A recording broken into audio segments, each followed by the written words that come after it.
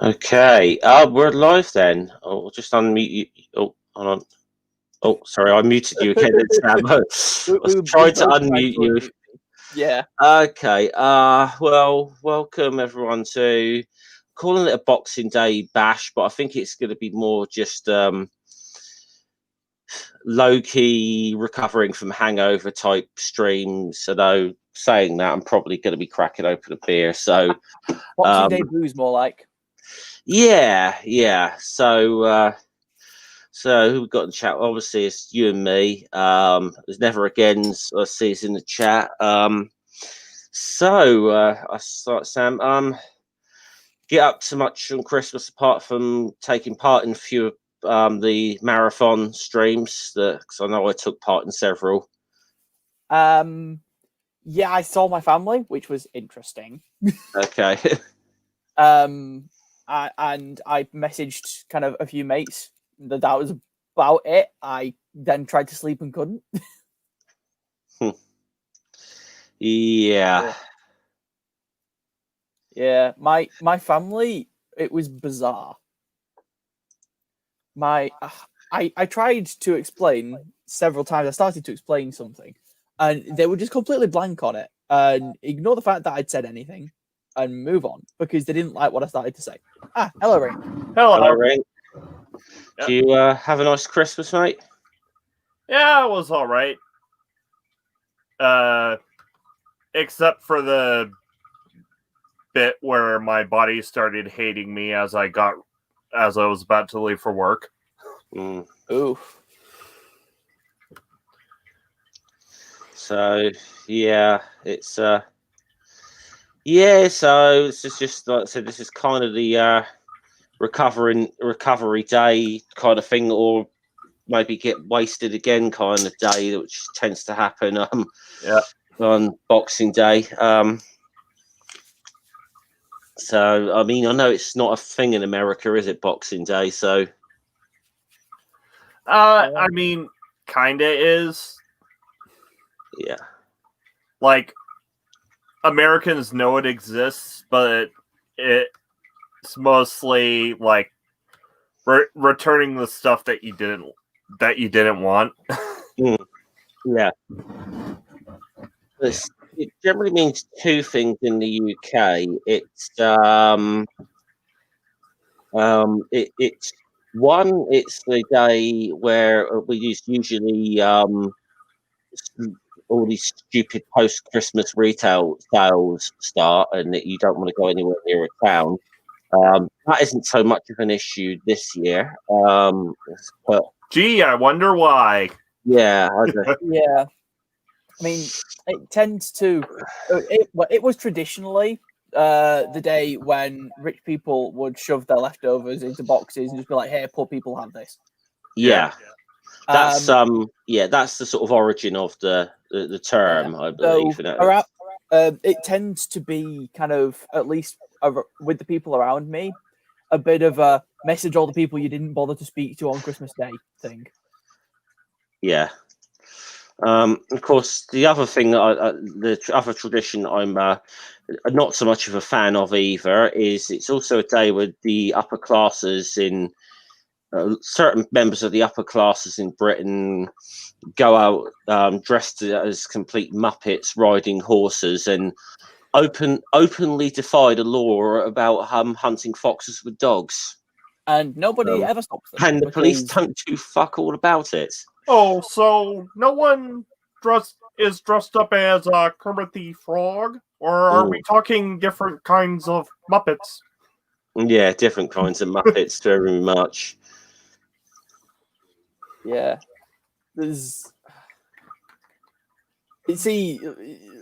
Learning about apologists has ruined Kermit for me. But on the fox hunting, there is one version of fox hunting that I will get behind. Yeah, and that is the Top Gear version. I haven't watched that, and I have a thing. I don't watch Top Gear anyway, so yeah. No. Basically, the hunters chase a driver in a Kia. Yeah. Yeah, it's funny, I actually know very few people who still watch Top Gear. Well, it's an old Top Gear. Yeah, We're talking even the old ones. I've never really bothered with personally. Yeah. Because fuck Clarkson. Mainly, yeah. Well, yeah. I always liked the comedian Stuart Lee's take on it, and he was quite vicious on Top Gear, but he did actually sort of say that the power structure there is somewhat resembles that of the Three Bears, but he does actually say that in reality James May is Papa Bear, not Jeremy. He's Mama Bear. We all know Hammond was Baby Bear. Yeah.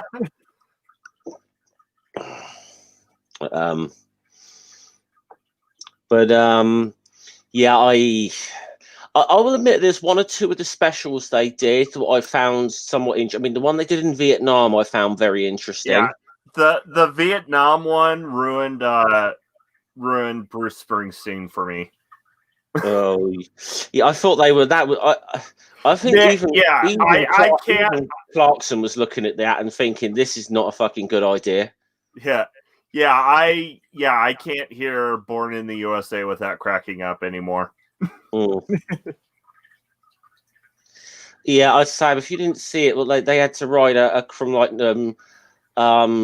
Ho Chi Minh City to Hanoi, I think. They were given so much money to spend on a vehicle, but the only thing you could buy with that was was small motorcycles. Yeah, it was like $1 million dong or something like that. Yeah, which was hey nerdy, but it's it was just the fact that Clarkson, after having so slagged off motorcyclists for so many years, had to actually get on a motorcycle. Yeah. I kind of liked it because I was a motorcyclist myself, but that when that little baby chopper that the BBC brought out that was just covered head to toe in the American flag and had "Born in the USA" going around on a constant loop. Even Clarkson was like, and then you know what he's like about offending foreign countries. Even he was like, this may not be a good idea. Yeah, or in the words of Clarkson, as he looked directly at the camera, if you don't know why, if you don't know why this is inappropriate, ask your parents. Yes. Yeah. And PJ, it's Arizona tea. It's pretty much always Arizona tea. Yeah, so it's weird. Do you know it's weird today because it's actually Saturday today, but I keep thinking I got up this morning. I kept thinking it was Sunday. It does feel like a Sunday. One of the things I was going to DM you and ask you doing media musings today, Rig, and I was like, oh no, you wouldn't be doing that. It's fucking that's not Sunday, you know. Yeah. So I didn't go as far as to message Hissy and say, hey, we're doing asterisks today or not. Yeah. But, I didn't quite get that far, but I was because I'd have been like, oh fuck, I haven't read the next book, you know. Yeah. Hey Doc. Surprisingly a few people about today, but yeah, this one's somewhat open, but I don't think that many people are about because they're either nursing hangovers or they're probably tuckered out from. I mean, all the streams like the Purple and all the guys did yesterday, which I took part in a few. I know Sam did. They were good. Yeah. They were good streams. I had to admit I was a little fearful when I saw the title of Julie's about like the pagan origins of Christmas. I was a little fearful about that because there's a lot of because I think there are a lot of misconceptions, barring one or two of the things that I might have had some slight disagreements with on like the origin of Christmas trees. It wasn't. And I think Sam definitely brought a level of you summed it up quite well at the end as well. I think that we have to be we just have to be a little bit careful, I think, about what claims we make about pagan origins and so on. So yeah, I mean, like, it absolutely comes from pagan cultures, but then pagan cultures is most of them. Yeah. Yeah. Yeah, and it is kind of, being a recon, it's sort of my job to know where shit comes from. Yeah. Yeah. So yeah, it was it definitely, it was an interesting stream, but I really, because I said I've had a few arguments over some of these things that because I think sometimes we need to be careful about, and I will admit a few years ago I sort of made all these claims quite openly myself, and then got read up, I got kind of corrected on a lot of shit about just how much we really know that these things are direct things from paganism or not.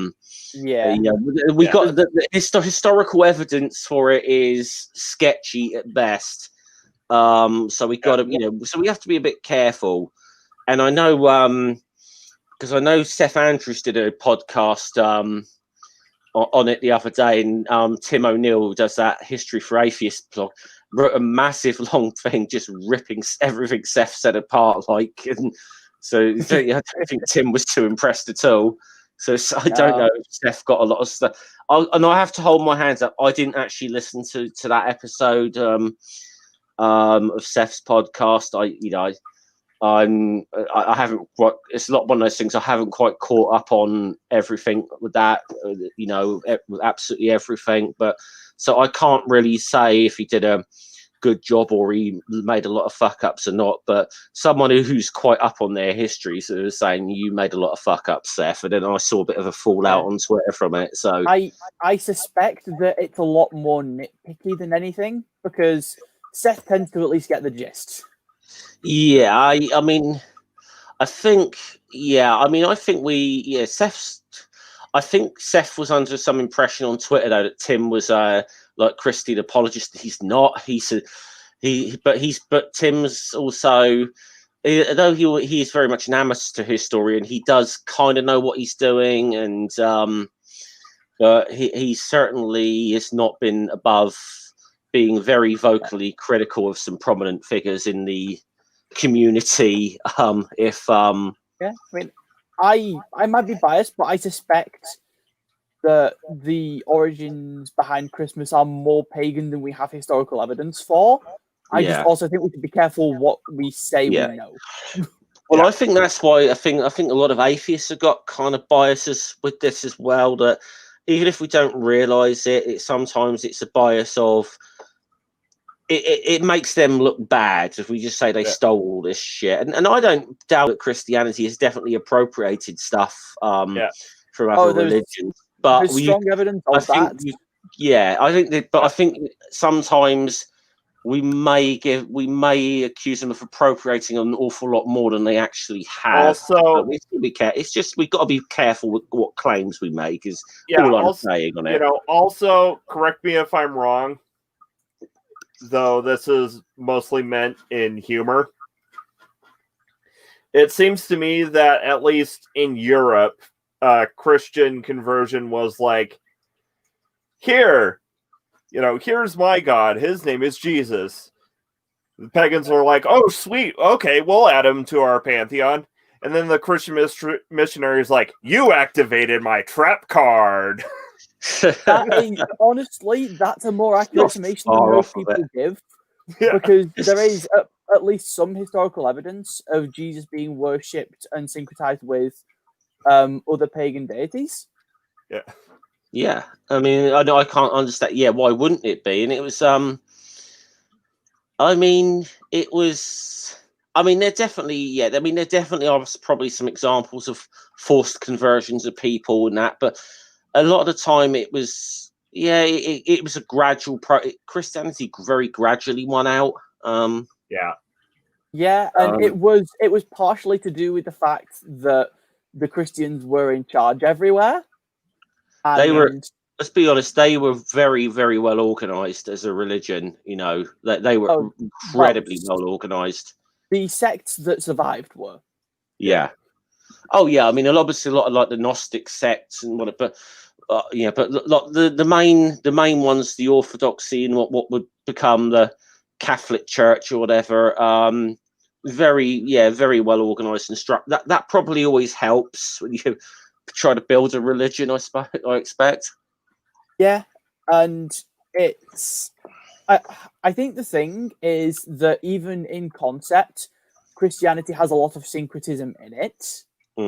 Yeah. And while it's not stealing per se, it's sketchy to say that they thought up all of this shit themselves. Yeah, I mean, it seems to me like the more I learn about other faiths and other philosophies, it seems to me that Christianity, at least as we understand it, you know, in the modern sense, is basically Platonism, Zoroastrian sandwich by way of Judaism. Sort of. It. Kind of. The nitpicker in me wants to point out all of the other places they stole from too, but yes, effectively. Yeah. It would be the main sources, should we say? Yeah, that would be the. Yeah. Yeah. Well, yes, but actually no. Yeah. It's like you're like the point you're making is not wrong. Yeah. But I'm an awkward fuck. Yeah, and also I am well aware that it is more nuanced than that. I'm blatantly oversimplifying for the purposes of humor. Oh yeah. And it is sort of that Zoroastrianism and Platonism are two of the big kind of inspirations for Christian philosophy, as it were. Yeah. Admittedly, one thing I need to perhaps read a little bit more about Zoroastrianism because I know a few things. Yeah, I know maybe a handful of facts about it that you could count on one hand, kind of thing. But that's hardly any kind of that's hardly any what you could really call a body of knowledge about Zoroastrianism. So it's something I need to kind of maybe educate myself. I'll be honest, I know far less than I should. So as far as I can recall, and I to be fair, I don't really know much about Zoroastrianism, but as far as I can recall, basically most of what Christianity took from Zoroastrianism was the good evil duology. Or more specifically, they took the concept of the good God and the evil God in Zoroastrianism and mapped it to Yahweh and Satan. Well, the thing is that they did that, but they took away the Zoroastrianist concept of good and replaced it with the Platonist concept of good, but left most of the Zoroastrian concept of evil in place. Yeah. If memory serves. And it's just a bit, what's this bullshit? Yeah, and because I know there's always what's it called, Ahriman the Opposer or something. It's always linked with Satan, isn't he? So, but I don't know. Again, let's see. It's like Ahura Mazda was the good god, and then I forget who the evil one was. And I'm trying to remember now. I should know this. Yeah. But yeah, and I don't think it was strictly as dualistic as the two of them were strictly good and evil, but that was the concept behind it. Yeah. And or also, rather, the concept as it was syncretized with Judaism into what would become Christianity. Yeah. It's also funny to me that most people say Judaism, but they mean actually one of the sects of Judaism that existed in ancient Mesopotamia. Yeah, there were several groups of them. Yeah. By the way, PJ, I'm just going to echo what PJ said in the chat. Go and sub to Sam, please, and sub to Ring if you haven't already as well. So, well, yeah. Since you're doing me the favor of shilling for me, Might as well do a quick check. I am currently at 152, so 48 away from the embarrassing story stream. We've got to get you past 200 in the next few months or so. Well, I think we want to try and do it by like end of January, February latest. I think we got to get ring to 200. Oh yeah. I've been sat around the 320, 330, but I've been sat around it only for about a month or so because I had a little jump of about 15, 20 subscribers just a little over a month ago. Then I see it's really weird. Then I seem to lose a few. I went from like 330 down to like 320. Then I did my little tirade against Sleeping Warrior the other day. I suddenly gained another 4 or 5 subs so maybe I ought to do tirades against flat earthers more often. But maybe, yeah. I'm currently sat at 65. Exactly, just gone and checked. And you know, I'm releasing a single short video a month, so you know that'll be a thing. But I am going on Black Sofa's channel at some point. Do you know the series he used to do called Introducing? Bastards! By the way, do you know what I just realised what they've done, Sam. They fucking YouTube's unsub me from you, so I'm gonna remedy that right again because I know damn well I'd sub to you. Thanks. Also, YouTube's a pain like that at times. It is. I'm not talking actual numbers. I'm talking strictly digits. But you are now 2/3 of the way to the number of the beast. Yes. It's actually past that actually now, but. According to or I can have a big spike in subscribers and suddenly I'm at 68. Thanks, guys. Yeah. See, I think I'm more likely to if I ever reach 6666, that might be but I think more likely I'll be having a party whenever I hit 400 if I hit that this. But I'm hoping to grow. But I'll say that I did grow fairly well this. I was a little over 100 subs, I think, at the start of last year, and I got sort of gained a bit. So, but I've been. I mean, to be fair, though, I mean, obviously, I said this the other day on the stream because I don't have like an ego about subs or whatever. When I've seen people come in and just go straight past me because I knew they were gonna. I knew they were gonna put good, but. Like I knew when I first saw them, they are putting out good content. They are gonna hit thousands in no time. Like Amanda, I knew her channel was gonna take off. I think we all were telling her when she had about 50 subs that you're gonna leave us in the dust before long.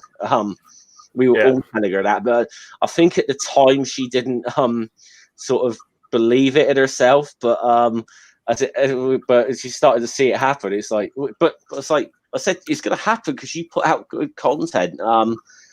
Granny is another one. I mean, like I think she only had about 100 subs for us. Her channel's taken off. They put out good content. That's why, Yeah. I've got no qualms about saying they put out much better content than I put out. So. Manda's content is certainly very good, and some people as well can actually be consistent in how frequently they upload. Like I upload at some point in a given month, and that could be at the start, it could be at the end. Yeah, well, I mean, for a while I was uploading once every 2 weeks, which probably for algorithm thing isn't really doesn't feed that algorithm too often, but much, but well, heck, it's been forever since I made edited content. I'm sticking to just edited content for now, but I'm thinking at some point I might also do live streams and how people on. I don't even know what I'd talk about. I'm sure there's plenty of things to be considered there. Yeah. Because Yeah, Nerdy said he's hoping to. Does he say? Where is he saying it? Go give Nerdy a sub. Yeah. And of course, yeah, Grady as well. But Yes, all of these are fantastic people.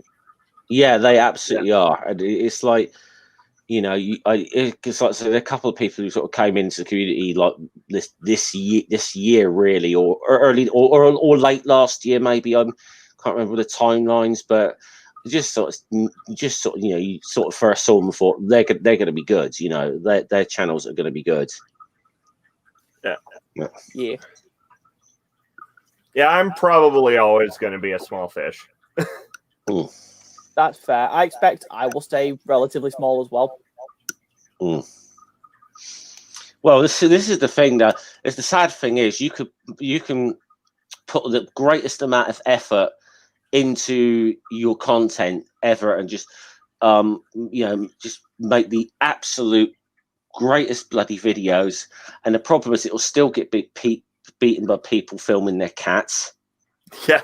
That's the well, I hear all the cats are moving to TikTok.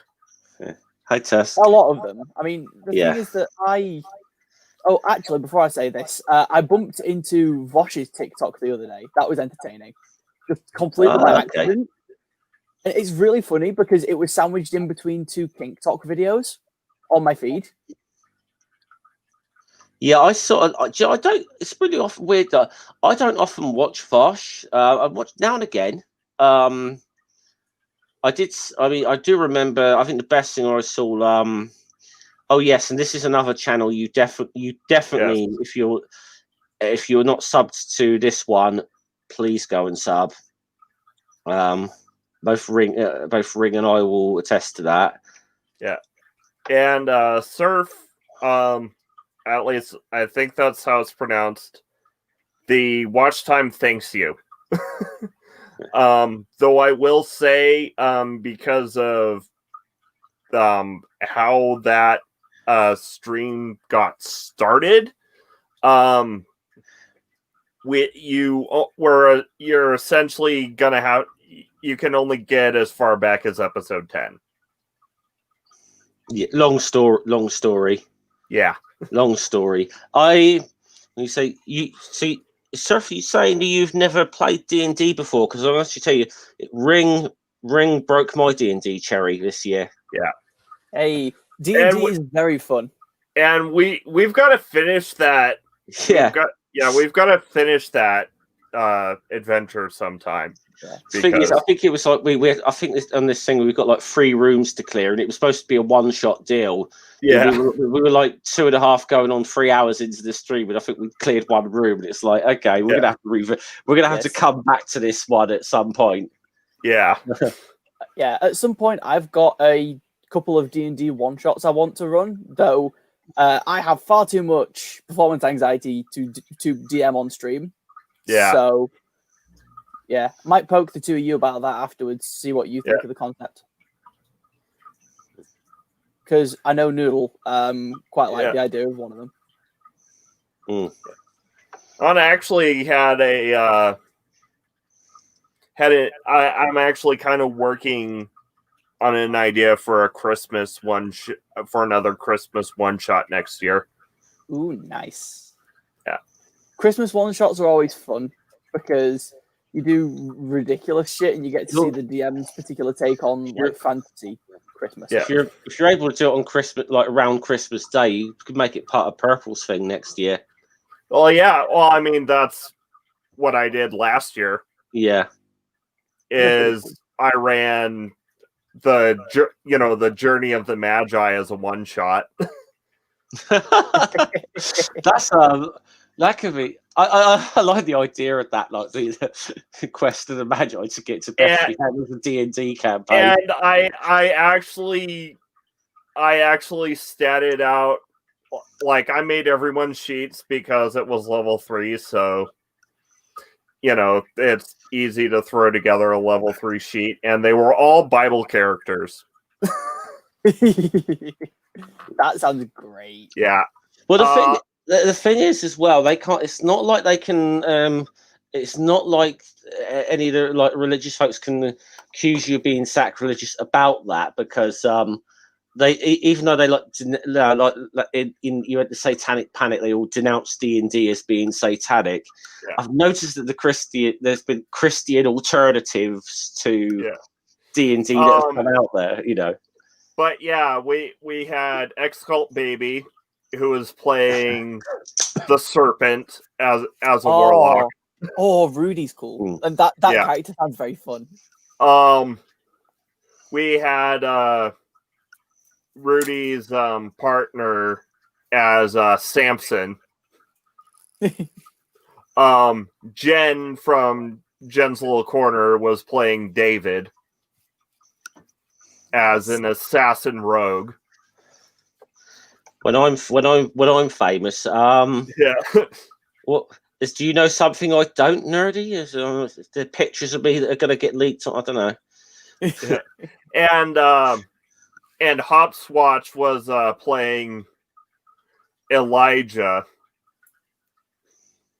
and he ended up setting fire to the manger and running off with the baby Jesus. Why does that not surprise me? That does not surprise me in the slightest. But why not? Because D&D. Well, actually, I actually had a little bit of a headcanon moment yesterday. I think I can't remember if it was on Jen's stream or was, but we were talking. They were talking about like the time periods of the Nativity story or whatever, and how it's like they couldn't really be around at the time of the census and Herod. You know. Yeah. And I was like, I said, I've got a headcanon on that. Baby Jesus ages at the same rate that Baby Yoda ages at, and then it can fit. Yep. Then it can work.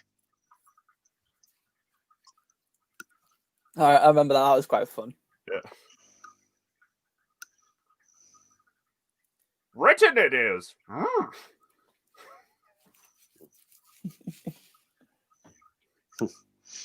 See, now I was thinking about it the other day, and I was going, how could I build the Doctor as a D&D character?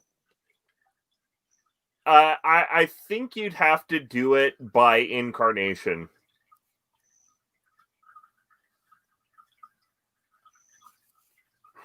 Yeah. I mean, my immediate thought was, well, what I need to do is have him carry around a piece of paper with the ability to cast the spell Illusory Script. Yeah. Having be a wizard that knows spells like knock and stuff. Yeah. Well, actually, you know what? You could probably do him as like an artificer. Probably. See, I think you'd have to do artificer, wizard, multi-classing to get it most effective, but I think either of those could work. I'll be back in 2 minutes, guys. I need painkillers. No worries. Yeah. And for extra fun, take one of the classes where instead, ooh, hold on, I need to check something.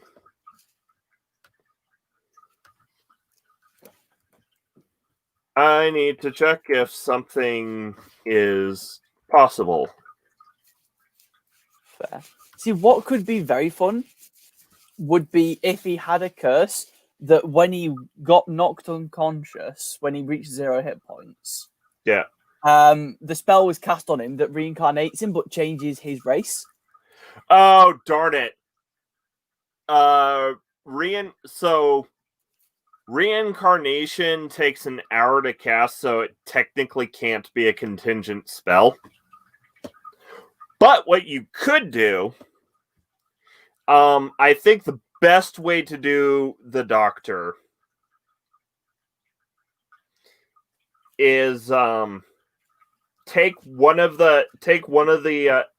a dip into one of the subclasses that lets you go to 1 hit point instead of dropping. Yep. and then go Eladrin. And every time you drop, switch your season around. That'd be quite cool. Yeah. What I have you also then made in order to get the thing like that? That's one of the zombie abilities. So maybe he drank some funny potion that gives him the zombies undead resilience. well, there are some subclasses that let you do it too. Ooh, that's Like- quite nice. Like the Shadow Sorcerer, Oh, right. Brave Cleric, and I think possibly Undying Warlock. Are they all still UA, or have they come into actual resource packs now? I think all of them are actually official now. Okay. Yeah, because I'm always wary of Unearthed Arcana. Yeah. Well, I will.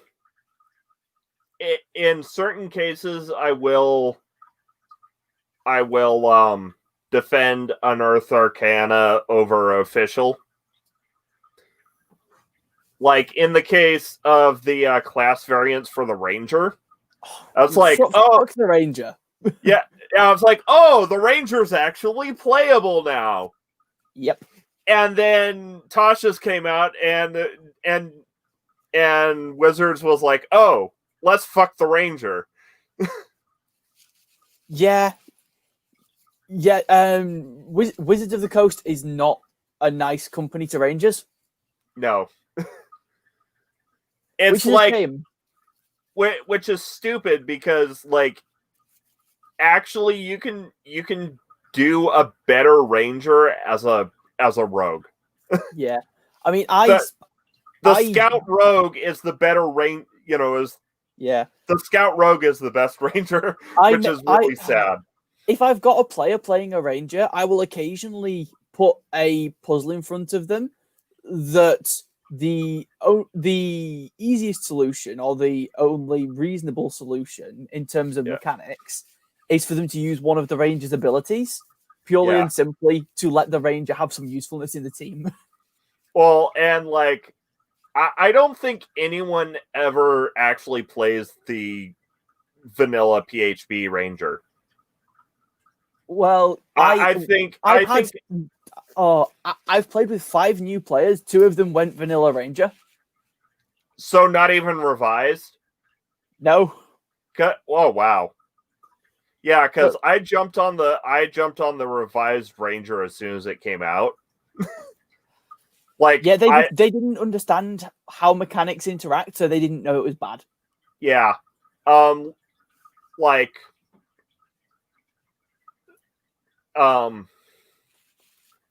because like the primeval awareness works really good if you have the spell slot to burn it for. Yeah. It's like, yeah, you have to burn a spell slot to use this. And then Revise came out, and it's like, you don't have to burn a spell slot, but you can only use it a certain amount of times. I'm like, okay, it's like, you don't have to spend a spell slot. You don't have to burn a spell slot, but it takes 10 minutes to do. I'm like, okay, so it's like a ritual. That works. It's you're doing, that, especially when it's like, basically you're doing the Aragorn thing where you're kind of pacing about the battlefield, like putting your ear to the ground and stuff. Yeah, very much so. Yeah.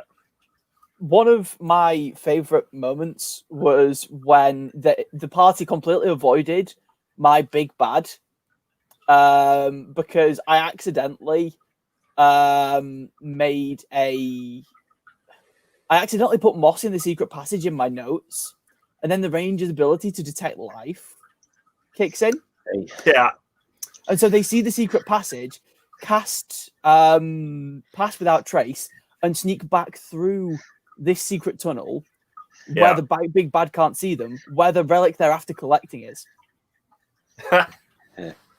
That's I was gonna say the only time I played when I broke my cherry on Rings channel with D&D, and it's still the only time I've ever played it. I played as a Ranger, which Ring very kindly made the character up for me because I didn't know where the fuck to begin. Yeah. But, so in other words, you use the class variance ranger. Yeah. The Unearthed Arcana class variants because it was before Tasha's came out. See, I have a rule with my players. They can ask me to homebrew whatever the fuck they want. So long as they understand that when they bring a universe into this one, hey, Microraptor, more than they're expecting might come through. Yeah. And once they have it, the bad guys have it. Yeah. Actually, my first character was a ranger. Also, my first character was nowhere near Adventures League legal. Because the concept I had for my first character was he was a reverse werewolf, in that he was a wolf who had been cursed into a human form. So I was like looking at half elf or something to use for that, and the DM's like, oh, I found this werewolf homebrew race that you can use. I'm like, okay. But and of course, as every group does, we started off with jumping off from Lost Mines. And I and the party does, the rest, this is the first time anyone's meeting anyone, so the rest of no one knows each other. But those are always great. Yeah, so I start doing, like, at the goblin ambush, I, like, after we beat off the goblins, I, like, harvest the horse meat. And so we're, I'm based, like, every time we kill something non-sentient, I'm, like, harvesting the meat from it. And when we get to, like, the wolves in the cave, spoilers for Lost Mines, I basically Beastmaster our way past the wolves, by talking to them. Nice. I was going to suggest we could do a campaign, or probably more a one-shot thing. Yeah. We have characters loosely based on ourselves, and we have to clear Dinosaur Adventureland, and Kent. And Kent is the final. Kent is like the final boss. I want to build this now. Oh God! For fuck's sake, Jeff, don't make me do research like this. Yeah. So I may have to throw that together. Yeah. And like and like make Dinosaur Adventureland like Jurassic Park. Yeah. If you do, I would like to call dibs on being a player. Oh yeah, you're definitely welcome. Well, actually, nerdy suggests we could probably work that in somehow with we could actually probably work that somehow into the Dinosaur Adventureland if we have like a Nathan Thompson as a goblin or something we got to slay or something. I don't know. Yeah, possibly. God, there's so many fun options. Yeah, and I'm just trying to think what class Kent would be. Rogue, maybe. Well, okay, Rogue or cleric, I think. Okay, so in my mind, I'm gonna have to take a look at spell lists, but in my mind, especially with the whole Jurassic Park angle, I'm leaning towards making him either a wizard or a cleric. It's just it mostly depends on which class gets more water spells. Yeah. Yes. That's the thing. Is what you could actually do. That's the thing as well. If there's any dialogue to the character, you could kind of do that as DM as well. Yeah. See, the thing is with that is that you could actually make your own cleric domain of Yahweh, and include a bunch of like water spells and shit in there. Well, actually, I mean, you could give him you could give him quite an interesting line of like Well, yeah, villains we've got to get through to get to Kent, and whatever. Like G-Man could be a villain or something, But Yahweh being a storm god would definitely fall under the Tempest domain. See you, PJ. Probably also, I'm thinking Tempest Order. His followers like to say life, but I don't think that really works. I would argue war instead of life. Yeah. Oh yeah.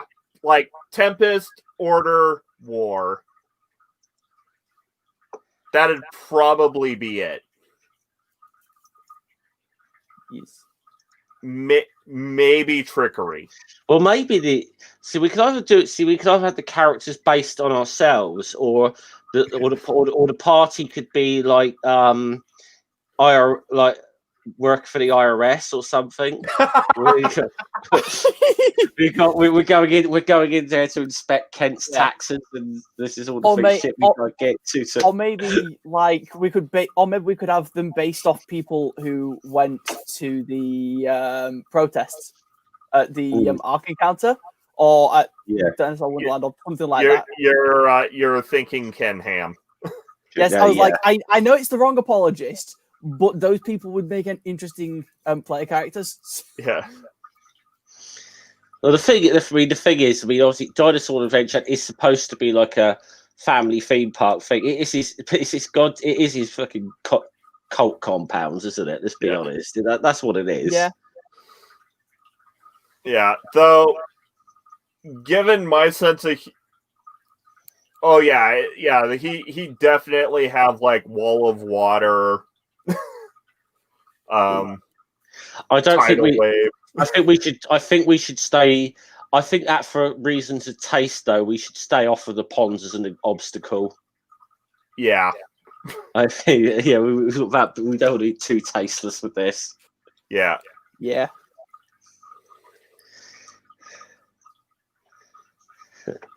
Oh, that's it. That would be a very entertaining game. Yeah. Actually, White Raptor, I don't know if you saw the things that Paul Agia did with Logix on the My Name is Eric Hovind. Yeah. Logix, obviously famously years ago, did this whole series of videos called My Name is Kent Hovind. And so Paul Agia did this thing called... Aren't you, Kent? Yeah. So Paul Agia did this thing, My Name is Eric Hovind, which Logic comes in and says, hey, you're still in my bed. It was more just the fact of just how... word for word, Eric parrots his dad. Yeah. I mean, I'm going to say I don't like. Yeah. I'm going to say a part of me feels a bit sorry for Eric Hovind because he clearly was treated like shit by his old man growing up. But Eric's a con man in his own right, so I'm not too. Yeah, it's like. Can you feel sorry for him? Yes. Does that mean that we have to forgive or excuse any behavior? No. Yeah.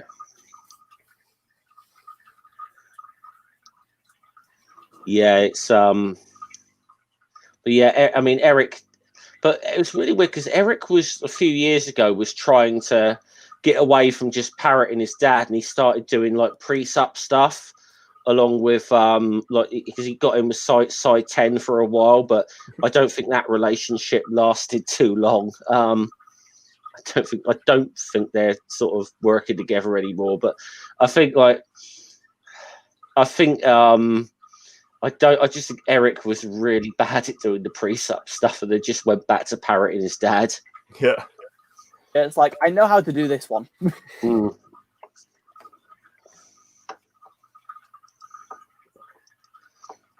But yeah, I started trying to design an NPC the other day for one of my campaigns. Yeah, that is making them like a player character with one level in each official class. Oh, so you're making absurd. Yes, but I'm gonna have the cleric and paladin be levels connected to different deities.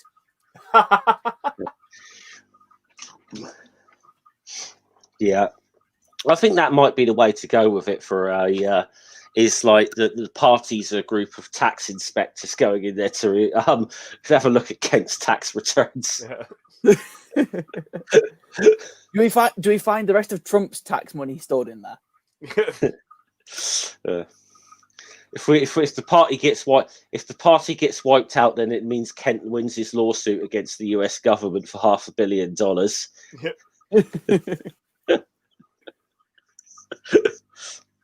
And given that we have Still- plenty of I pre-made, tell you what, I actually think if there's anything interesting going on with Hovins at the moment, it is going to be that next year, whatever. I mean, that's obviously going to get kicked out of court, but it's going to be interesting to see how that all plays out, though. I mean, I have no doubt it's going to be kicked out of court, but Kent is a polymorphed dinosaur wearing a headband of intelligence. yeah. Well, I'm actually picturing like the boss fight being like Kent Hovind riding a T-Rex. Oh, that would be incredible. See, I don't even know much about D&D, but I think I've just come up with a great campaign idea. Oh, absolutely. Yeah. That'd be just the whole idea of that, like just we're going in there to find Kent's tax returns or something. Yeah.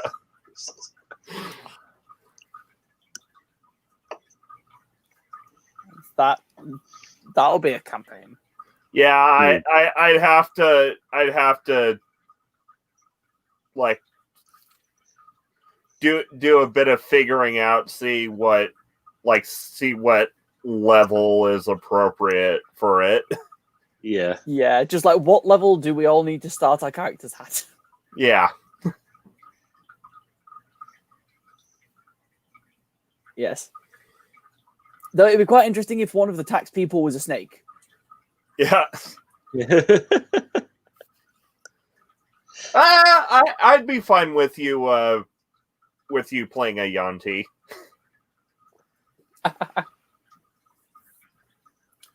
Yeah. Just be like, my avatar is me.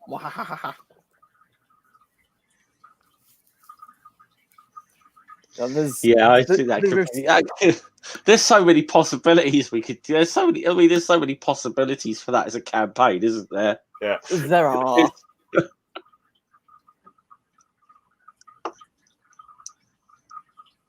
I feel like you could also probably build one around different types of like woo and stuff, but Yeah. I feel like How are you, mate? I just see Mr. Worley's in the chat. Yeah. Hey, Dave.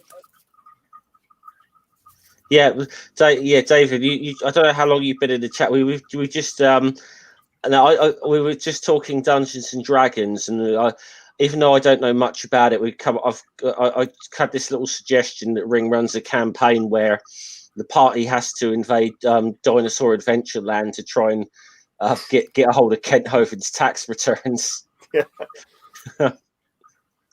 But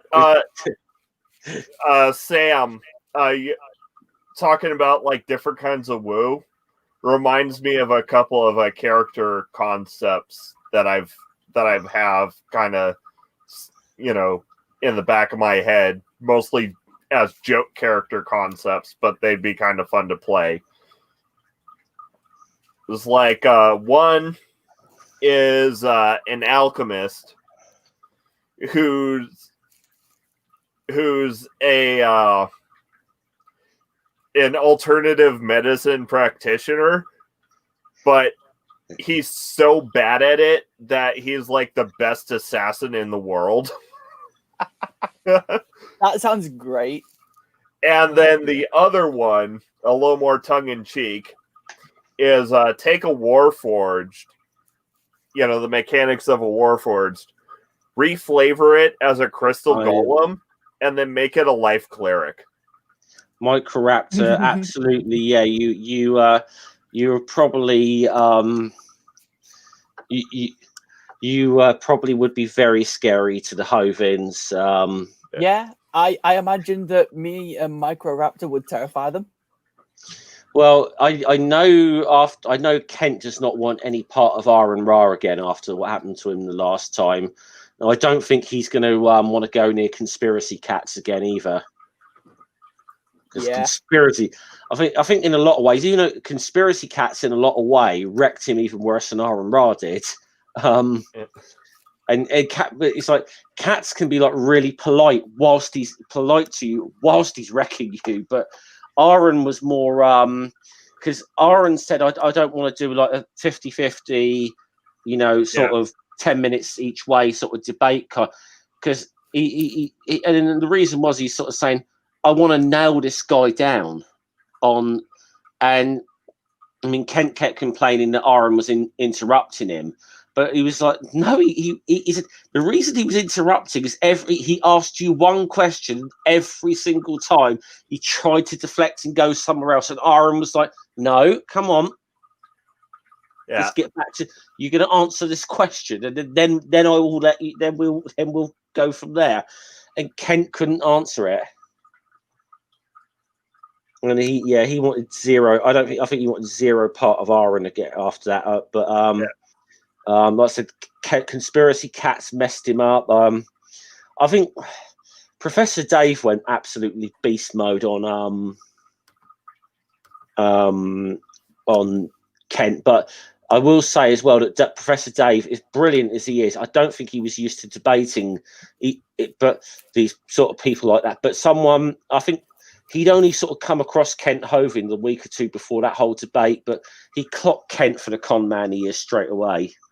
And Professor Dave, he does some brilliant content. I mean, his stuff is genuinely educational, because it is a lot of his stuff is more designed to help college students with some of their courses.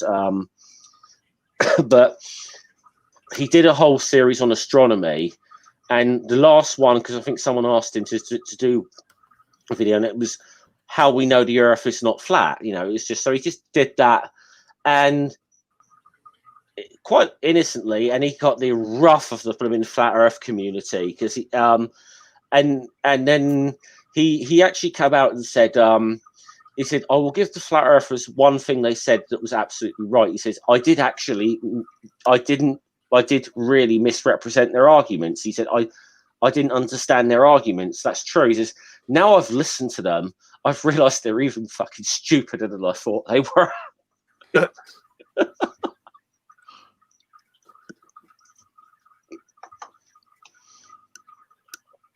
Hey, Ilya. But yeah, I also I don't know if did either of you saw the debate that Kent had with conspiracy cats, but that was good. I mean, conspiracy cats wrecked him. It was highly entertaining. I don't actually remember that much of it. I was half asleep at the time, but I do remember going. Yeah, I don't think I've seen it. I don't really watch that many debates. I don't watch many like the one with cats and Hovins. It's only because so many people were telling me I've got to see this one, because I do not want to watch Kent Hovin debates, because if you've seen one, you've seen them all. I think they're because it's the same damn script every time. Yeah, I think the only one I've seen was the one he had with Gutsick Gibbon. Oh, okay, I imagine Erica destroyed him. Yeah. Yeah, so you've seen every Kent Hovin debate then? Yeah. Yeah. There's like I said, there's two or three that stand out. Well, there's several that stand out to me.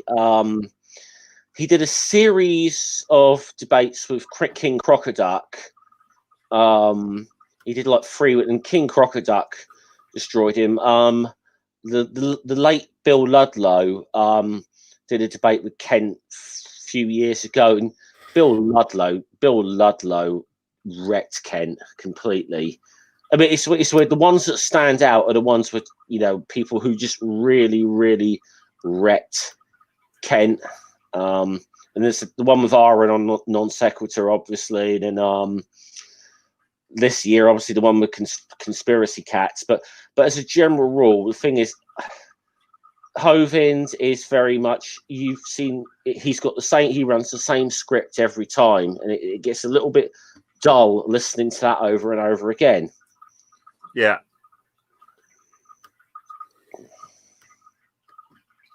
I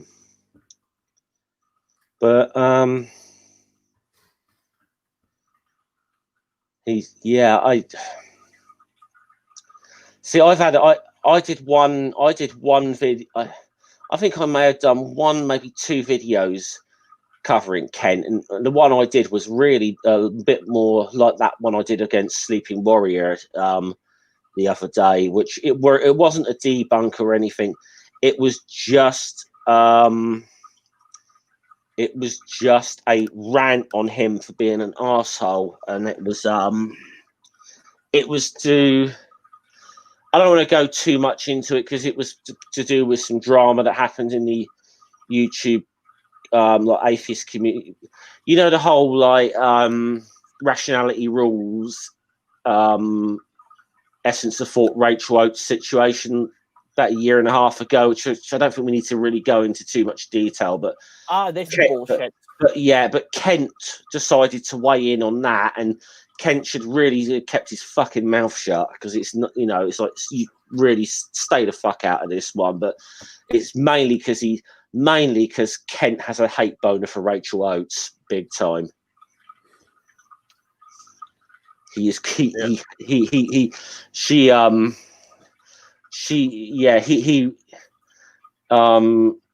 did a series of videos, I think, reviewing like a book that Kent read, and Kent lost it, and she just sort of took it apart or whatever. Kent lost his absolute shit over the whole thing. He went absolutely. And I do get the fact that it was a young woman taking him to task as well. I don't think he enjoys that at all. Yeah. No, and as much as I dislike the thought of doing response videos, I think if I did one to Kent Hovind, it would piss him off a lot. Mm. Yeah. It's like, this non-binary person is tearing you apart, and they're not even atheists. Yeah.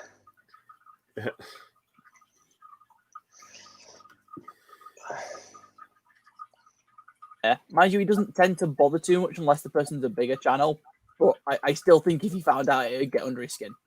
Yeah, because he's not had a lot of luck with. He doesn't like the Brits in general now, because I said obviously not just Rachel, but Simon Dan did a couple of videos about it. And obviously Simon Dan has a big following, and Kent started just demanding a debate with him. But Simon Dan had a brilliant. Oh, by the way, yeah, I'll put that up in a second. It's of a channel people definitely need to go and subscribe to. But I'll just finish my thought. Simon Dan's response so it says, "I'll tell you what, I will not go on and do a debate with you on a live stream. Says, however, I've got a counter offer for you.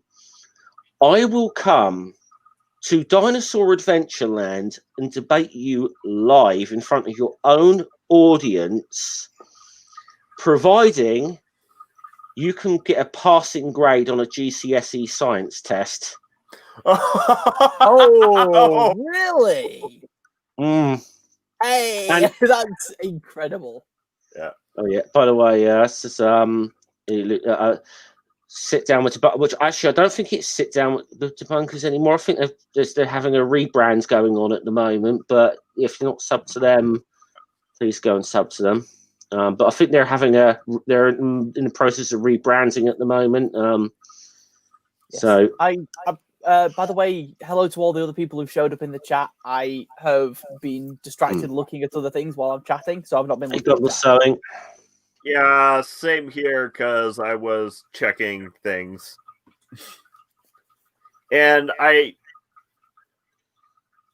I'm not sure if I'd make I'm reconsidering making Kent Hove into wizard or cleric. Yeah. Might make him a druid. Oh, that'd piss off Hovind himself. Well, because Tsunami is a druid-only spell. Fair. I mean, like I said, you could always, if it was wizard or It's got to cleric, be the. just throw it in as an additional spell, either from a magic item or from an extra ability or something. So he can't. He can't cast a spell to make it rain for 40 days and 40 nights. Then.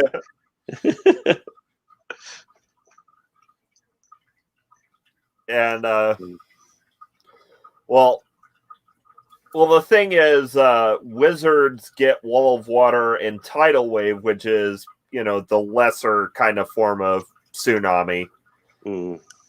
So, but druids get them as well. Yeah, because wizards get more naturey and elemental type spells. Mm. Yeah. But now part of me is wondering if the monk subclass that does a lot of elemental shit gets Tsunami, and I should go and check that in a minute. No, the 4 elements monk wouldn't get Tsunami because technically they're third casters, and also they are like the bad kind of broken, as in they're like they're not optimal. Yeah, they burn through their key points way too quickly. So I'll be back in a minute. I'm just going to pop out for nicotine purposes, but I'll be listening in. So yeah, you guys. Yeah, basically the way the 4 elements monk, as written goes, it's basically you can do monk stuff or you can do elemental stuff. You don't have the key points for both. Yeah. At which point you might as well just be a shitty druid. Yeah. Which actually kind of reminds me, I actually tried my hand at a redo / fix for the 4 elements. Yeah. Give them more key points or reduce the key points on the abilities. No, a complete overhaul. Okay. Like I let him get I let him pick from a list of cantrips like the other, a limited amount from a list of cantrips from another, like the other third casters get. And then they get a couple of spells that they can cast with key points, and I did it with 1 key point per spell level. So that's more feasible. Yeah. Absorb elements is a 1 level spell. It costs 1 key point to cast. I gave them a Dragon's Breath. I gave at 11th level, I gave them Fireball centered on self, Catapult, Ice Knife, Thunderwave. Those are all quite fun. Yeah. And probably one of my favorite spells that one of my fellow party members keeps casting in another campaign. And then at 7th level, I let him spend 6 key points to cast Investiture of Flame, Investiture of Ice, Investiture of Wind, and Investiture of Stone. Nice. Yeah.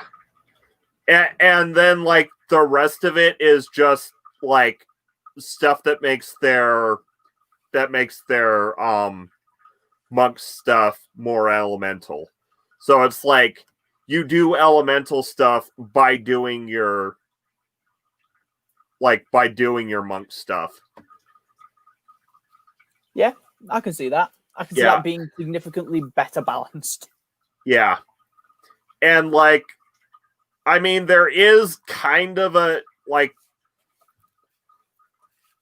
and like each of the ones, you can, the way it's written, you can either focus on one, if you choose to just keep using that element, air, earth, water, fire. You can just choose to focus that one, or you can go full avatar and just choose to mix them up.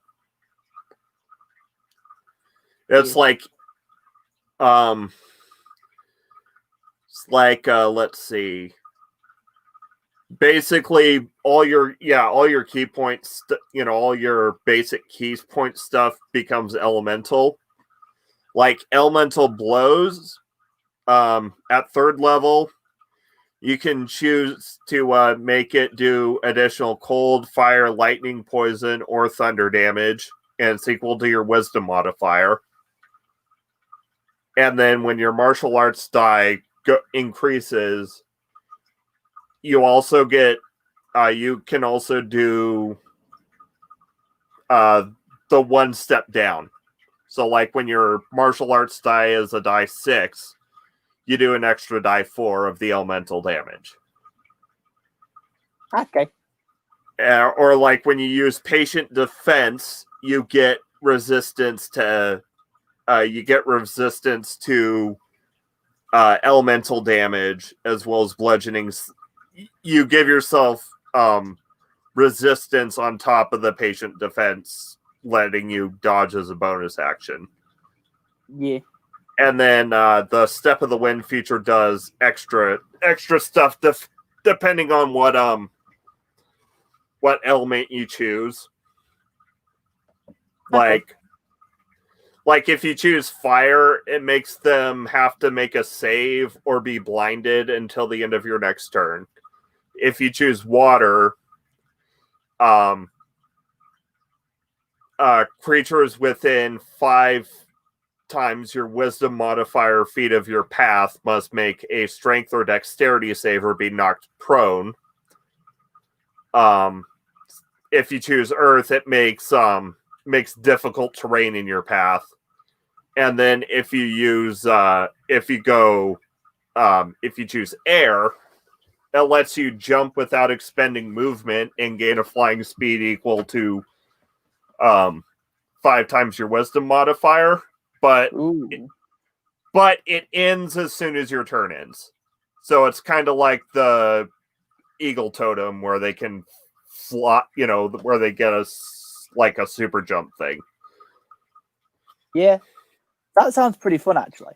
Yeah. I like that. Now, you know how advantage doesn't stack? Yeah. I came across a thing the other day that I feel like it makes it nicer. Because if you've got like 3 or 4 things giving you advantage, it seems like a bit of a dick thing for that to just give you advantage. Yeah.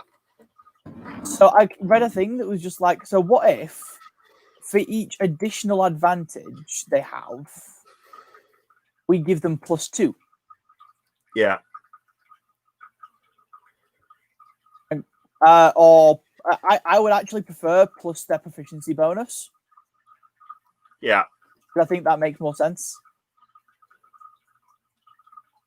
That having the advantage does more the higher level you are. Yeah. Oh, and also, like at 6th level, they have this thing where they can deflect elements. So basically, all the kinds of elements that a dragon's breath would do, the elemental damage listed before. Yeah. When you're caught in an effect that does that damage, you can use your reaction to spend up to half your key points to reduce the damage to yourself and a number of creatures of your choice also caught in the effect. That's very nice. Yeah. I kind of regretted going out there for a cigarette because it's suddenly really windy out there. Yeah. It's Oof, yeah, it's certainly not proper- light outside though, is it? I But gotta yeah, be.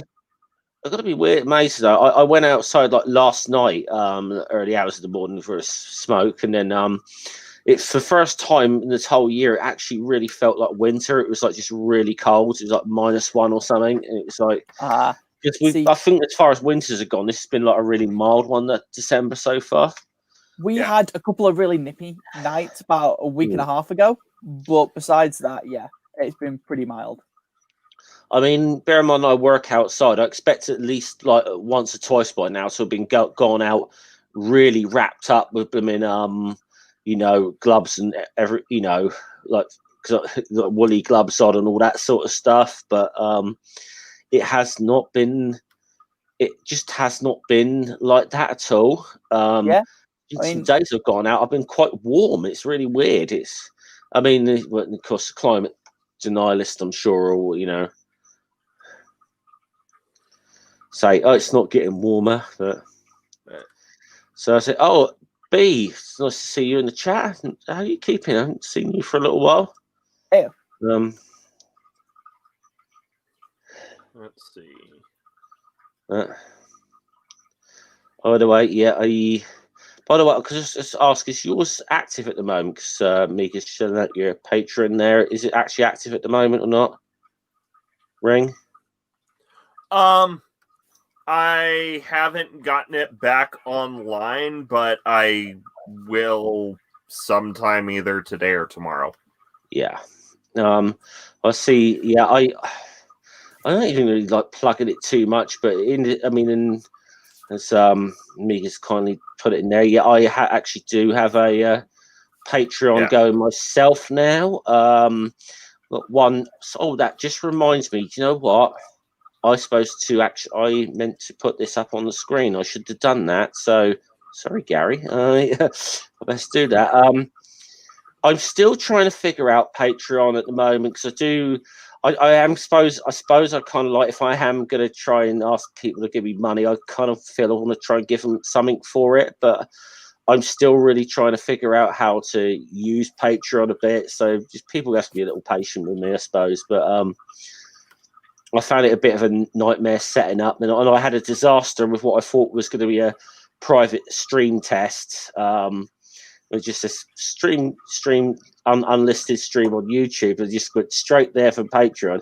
And suddenly there's like 10, 15 people in the chat, and I was like, what the fuck's going on here? This is public. That's quite funny. I mean, I've unlisted the stream now, but so that's why you have tests, though, isn't it? To try and work these problems out. But eventually, my fix for the elemental monk will be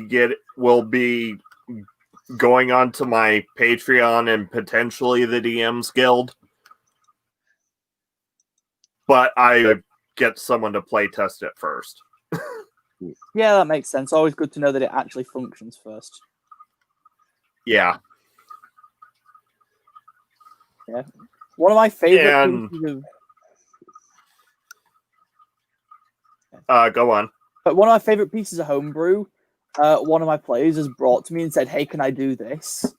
He's effectively making like elemental benders, and so like earth benders and water benders and shit. And it's kind of like, honestly, this is probably objectively better than Way of the Four Elements, and it is thematically much cooler as well. So this does, while it does negate the probability of any of my players really playing a monk, besides maybe a shadow monk. Yeah. But even then, rogue is probably a better option for multi-classing. Yeah. But, it was a cool homebrew thing, and I said, yeah, sure, why not? Just be aware that you might bump into other people who do this shit too. Yeah. Well, and like the thing is, like the Way of the Four Elements was, built to be like the Avatar of the Last Air, like the idea behind it was it's the Avatar: The Last Airbender monk, but Yeah. they didn't build it very well. Yes. They built it poorly, or their playtesters were half asleep, or something. And I think they finally recognized that and decided to kind of replace it with the Dragon Monk.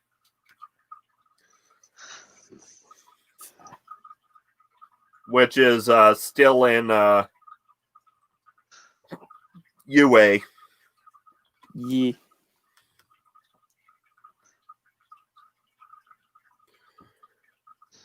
Yeah, I did say anyone wants to join, you can give me a shout. Yeah, obviously if I know you, I know I tend to make these sort of open. I hate to keep harping on this point, but Ring is very well aware of what I know about. Yeah.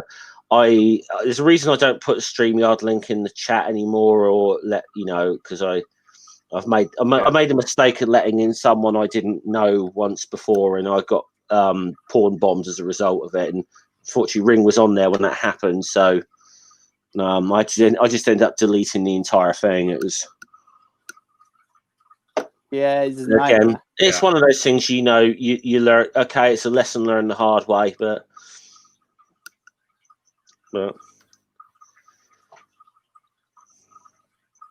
yeah, people are just What? Why are people? Yeah. Well, I never heard anything back from YouTube, because we did find we did find we did find this guy's channel, and I did report him, but I don't think he's lost his channel. So, no, I did actually.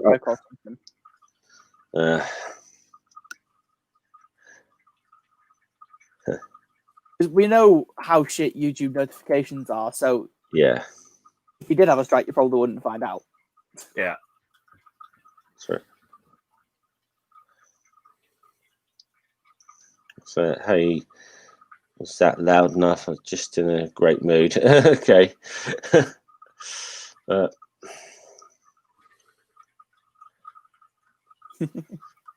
Okay. Yeah. But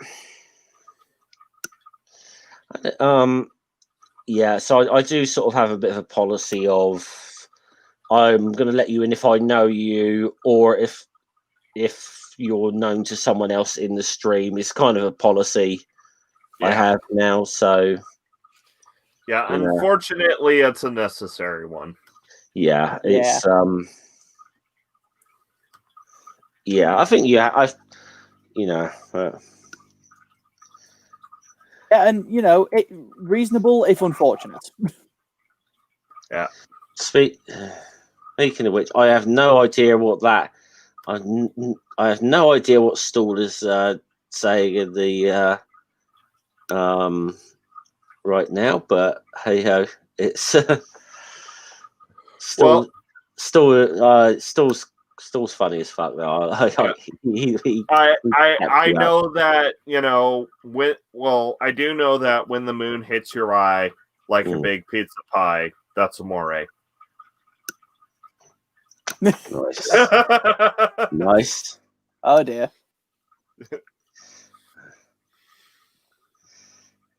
That's one thing I was never have expected when I started that live stream, as a reference to that song.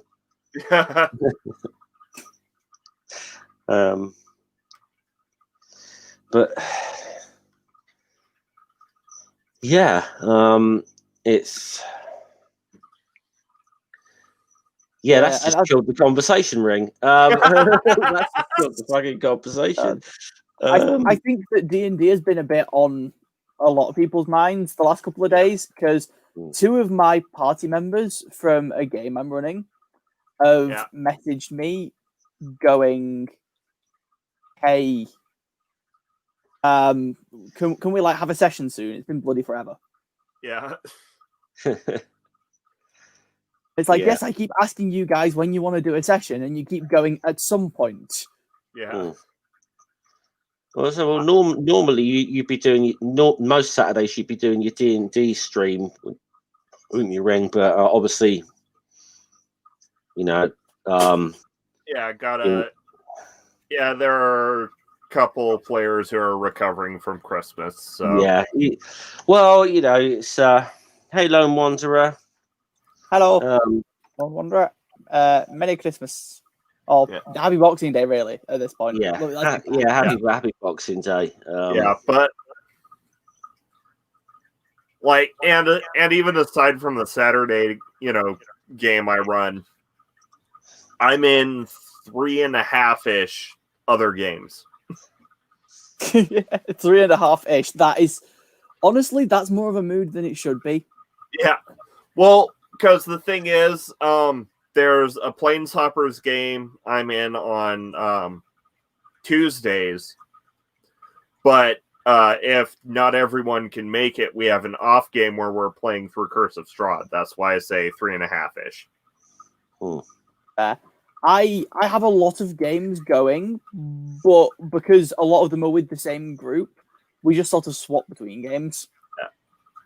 So I normally tell people when they ask how many games I've got going or whatever that it's like I think 4. Though one of them's currently on hiatus. Yeah.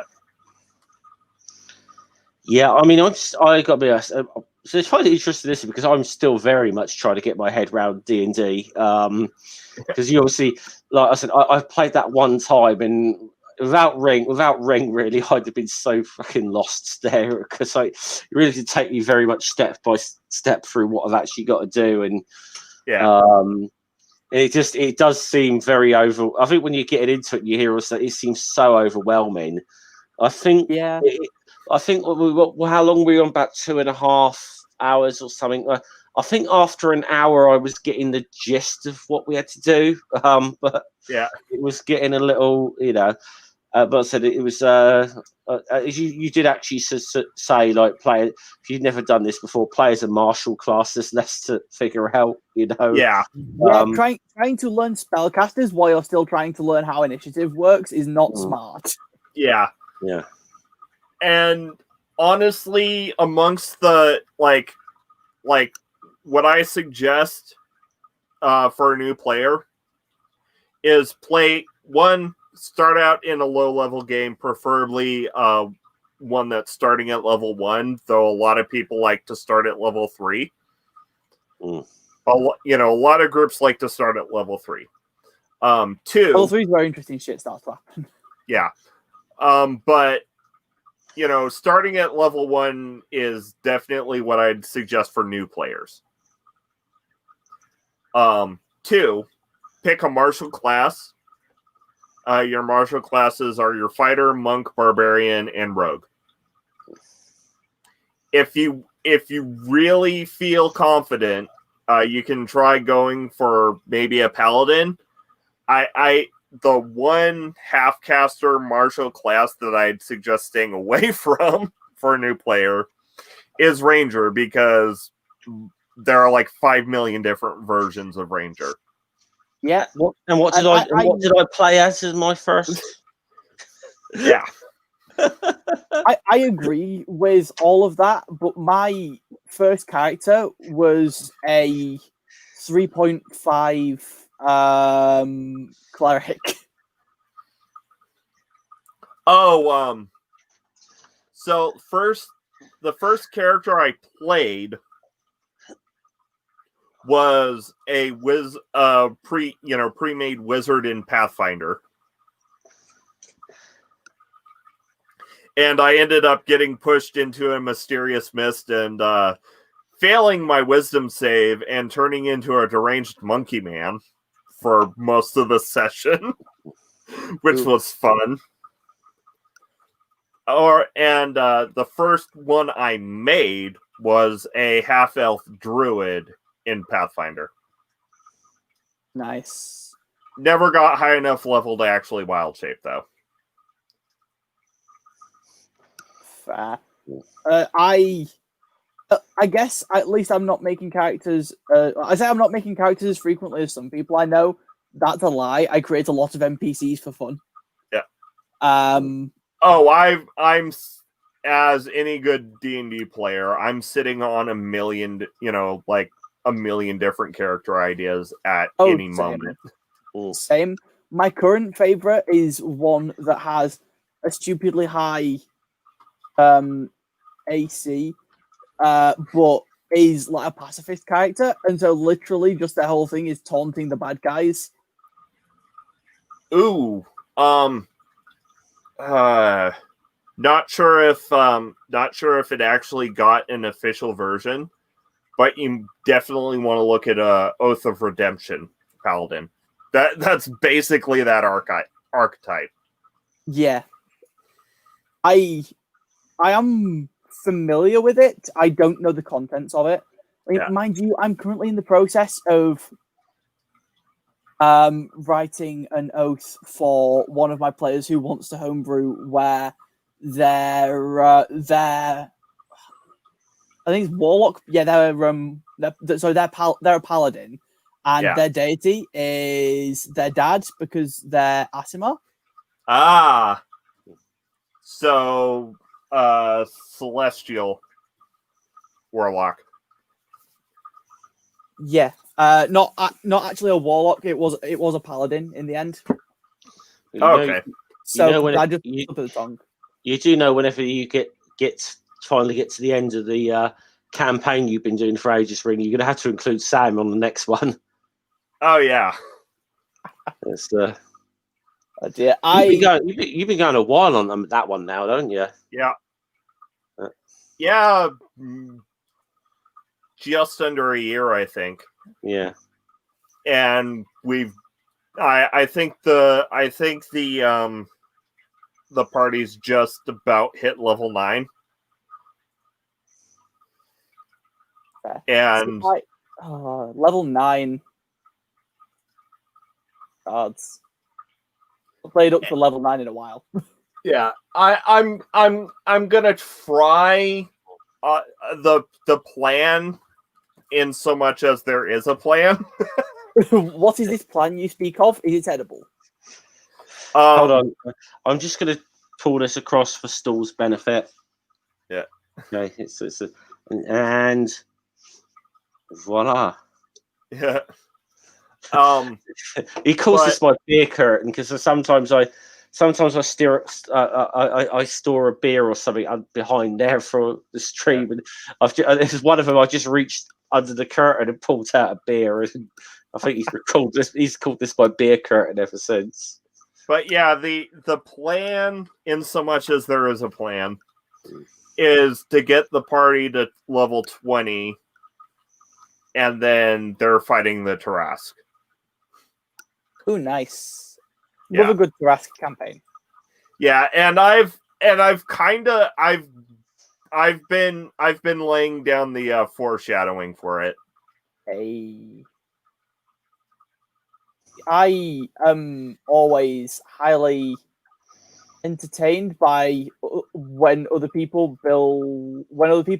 do world building, and I get to look at it and just go, "That's really interesting." And then I look at the players, and it's like, do the players fit?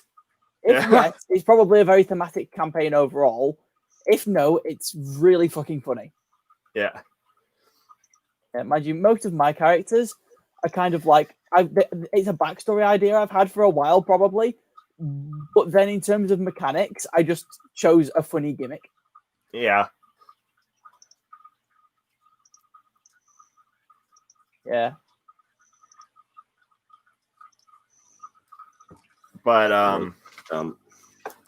yeah, I'm at a distinct disadvantage with one of the groups I play with. That I'm DMing, but I have crushes on all of the players. Oh. Okay. Interesting. And it's just like, oh dear. Oh dear.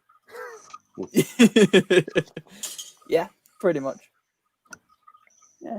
But I do enjoy conspiring with the players against the other players, though.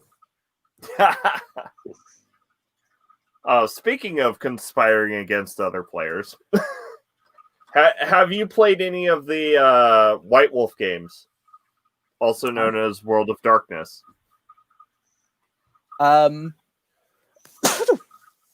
with me. World of Darkness. I think I've.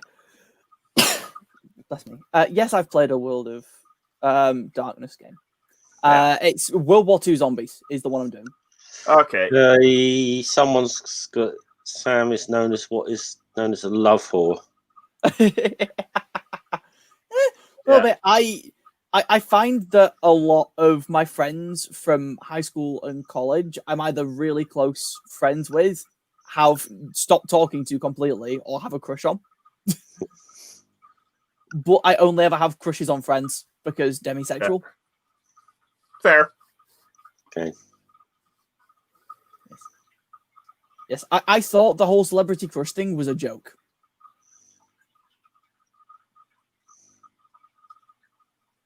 But yeah, the only World of Darkness campaign that I actually made it through all the way, that I've actually finished was a campaign of Vampire. That was fun. A nice. We did World War II Zombies and it was brutal. Yeah. Like a lot of the characters nearly died. We nearly had a TPK off of 2 zombies.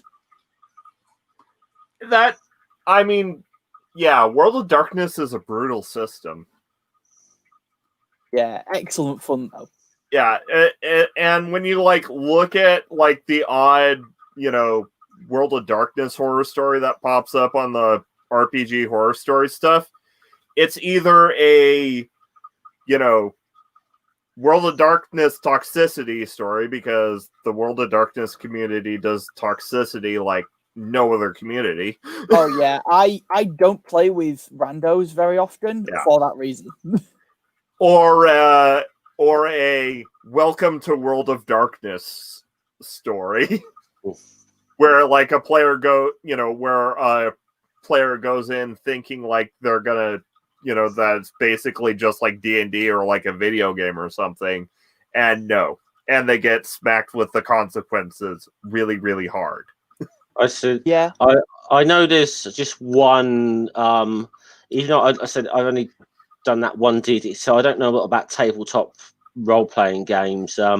There's one though I will not play on Point the Principle, which is that Myfarog, I think it's called. That one that Varg Vikernes invented, just on point the principle that he invented it. I will never play that. Reasonable. Yeah. I don't know. I have kind of have this aversion to neo-Nazis for some reason. So can't imagine why. Yeah. But I think probably he's a kind of a case of what happens when you get too much into Tolkien and playing D&D and taking it shit too seriously in a lot of ways. He's definitely a result of that, which is funny enough. It's because I had a good friend of mine who was a black metal musician, and he met a lot of the Norwegian ones, and they were all supposed to be evil and satanic. And generally, he said, no, I've met them. He said they're basically guys who just probably, have played way too much D&D. Even Iron Maiden, a lot of their songs are just literary deconstruction. Yeah.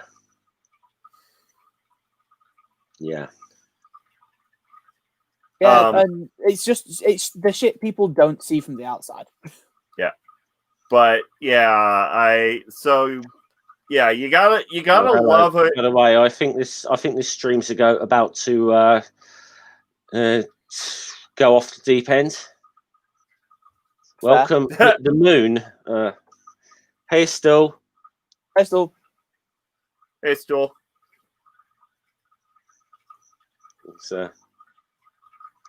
I've got the biggest headache in the world. Hangover or? Dude, you were a trooper. You were on the vast majority of those streams yesterday, weren't you? So I deny everything. Yeah, you did good. You did good. I'm not sure who had the record, you or Jenny Morgan, actually, but it's very close. Oh gosh, every part of my body is hurting. I know how that feels. Mhm. Yes. I can tell by the look that you're hurting.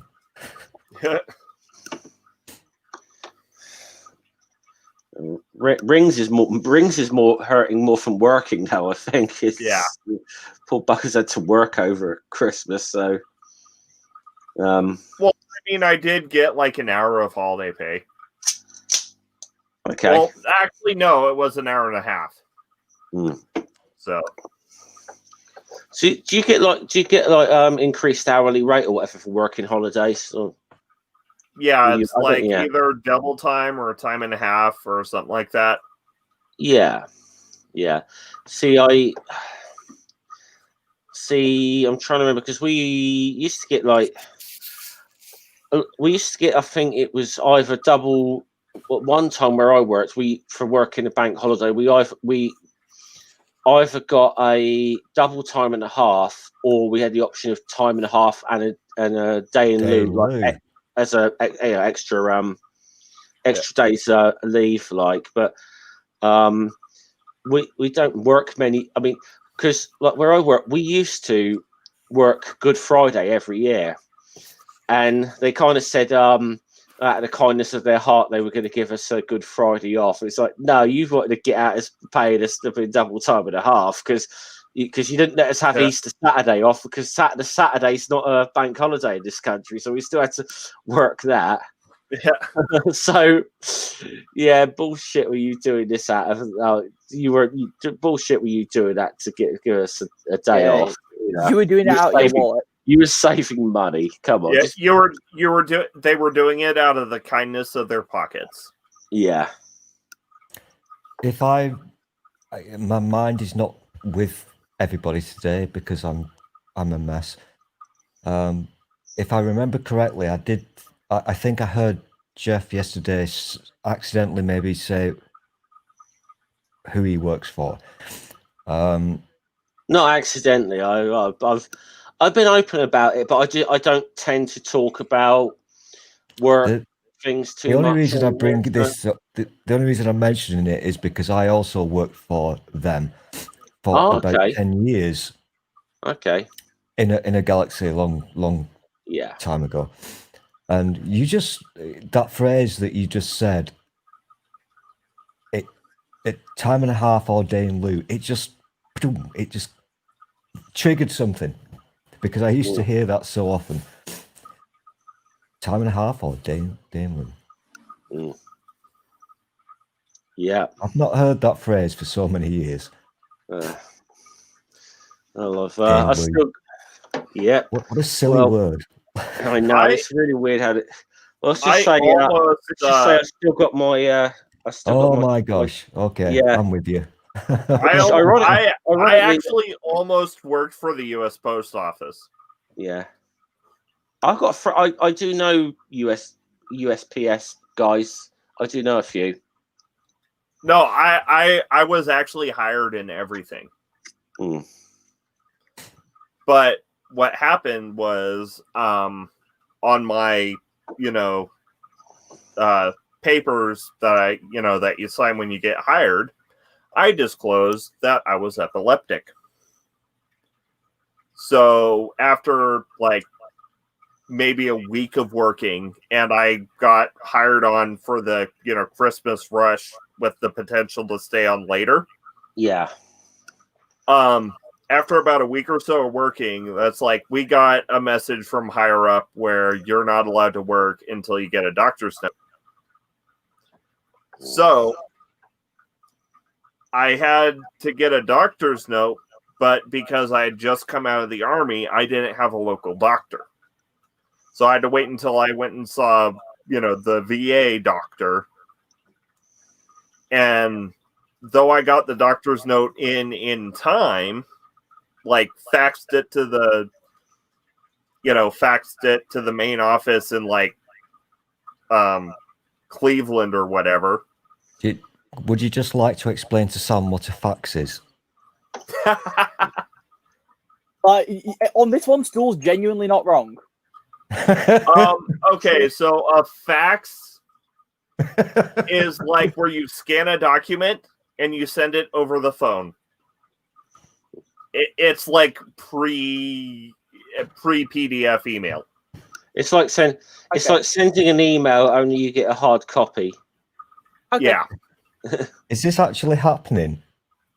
But the thing is, when I sent it, and then the main office sat on it until the time, until Christmas passed, and so I obviously, since they sat on it until the time expired, I technically didn't work for the post office, except for like the week or so that I did. Yeah. Yeah. At least, Stool, I'm not like most of the people my age who will sometimes go, why, like when seeing a floppy disk for the first time, why have you got a physical copy of the save button? Can I just? But can I actually ask you that? Are you talking about a proper floppy disk, or are we talking about you talk about the later floppy disks? Because the original floppy the floppy disks I grew up with were about like yay by yay, not the sort of little tiny things like that, that you used to stick in the. They were 5 1/4 inches, Jeff. Yeah, I remember them. Yeah, no, my computer science teacher brought in one of the older ones and was just like showed us this, and he asked us what it was, and I was one of 2 people in the room who knew what that was. Yeah. Well, I wish perhaps I should have learned a bit more about computers or whatever. When I was younger, I might not have had that debacle I had trying to get onto Jen's stream last night. But I tell you, the first computer I ever used was the BBC Micro, which was in pretty much every school in the country. They had a computer in the 90s. It was like it was a big. It was a big thing at the time. Yeah, every school did have a computer. Yeah, that was it. It was the school computer, and school computer. But at the time, it was like, wow, they're doing something really progressive. We didn't realize we were going to technically have 30 kind of computers in each of household within a few years. But yeah. But see, Jen, we get into the old computer. See, Jen's the person who you'd really want to, because she could talk about stuff like the Commodore 64 and all that. Yeah. So I'm gonna make you feel extra ancient. Okay. The church school that I went to had 10 computers. Whoa! Wow. I mean, they all ran Windows 95, but yeah, I'm gonna say I when I left, they weren't using. I don't think they were using Windows, but I left school in '96. And we then got to think where you had a computer room. So you had a room with about 15, 20 computers. And they were all Acorn Archimedes, 16-bit ones. Yeah. You left school as I was entering kindergarten. When I was in school, all of the computers were using Windows XP. Oh wow! Oh yeah. But yeah, my first one I owned was an Atari 800. The one upside of going to the church school, there was only really one, is if we got our work done, if you got your work done for the day, there was a chance that you could get on one of the computers and play Oregon Trail. And I'm talking Oregon Trail too.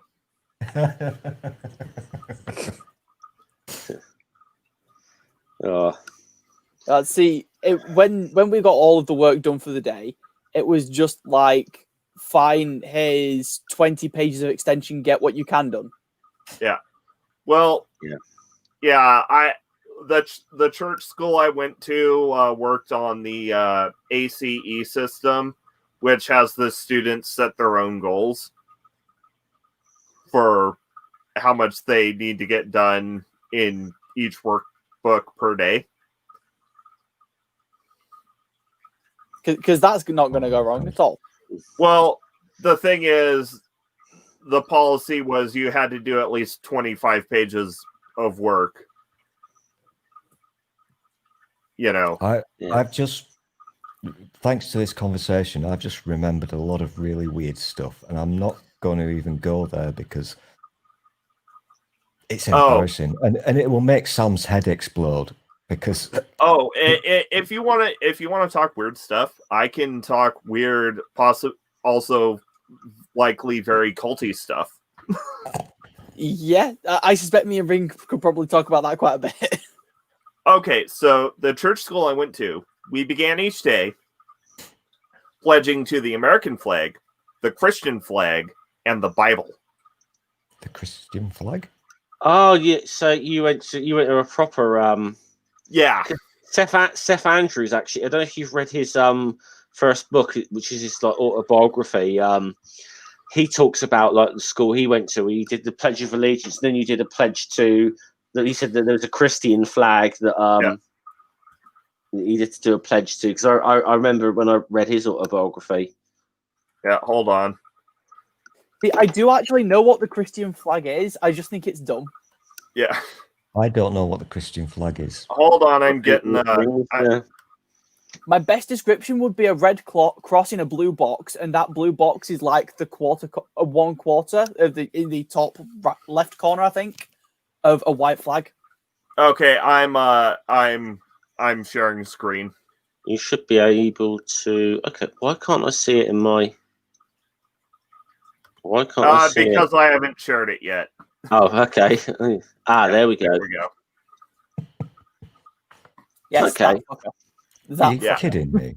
Okay, that's not even a very good flag. I'm sorry. You think they could do better? That's a shit flag. I can still recite the pledges.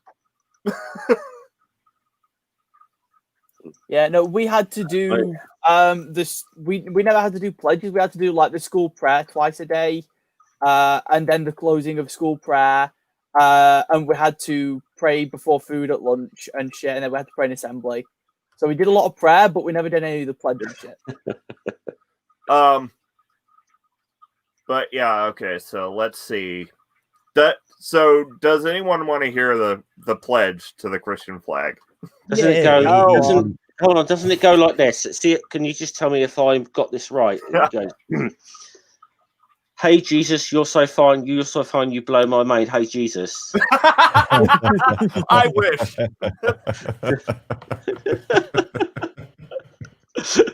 So, should we explain that one to Sam? I'm sure he knows that reference. Yes, I know that reference.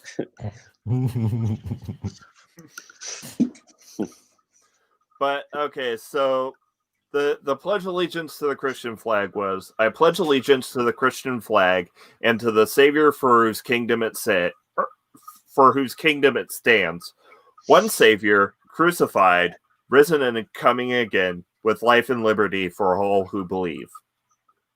So they just ripped off the Pledge of Allegiance. Okay. Yeah. And then the one to the Bible is, I pledge allegiance to the Bible, God's holy word. I will make it a lamp unto my feet and a light unto my path, and I will hide its word in my heart that I might not sin against God. Wow. And wow, somehow I haven't burst into flames.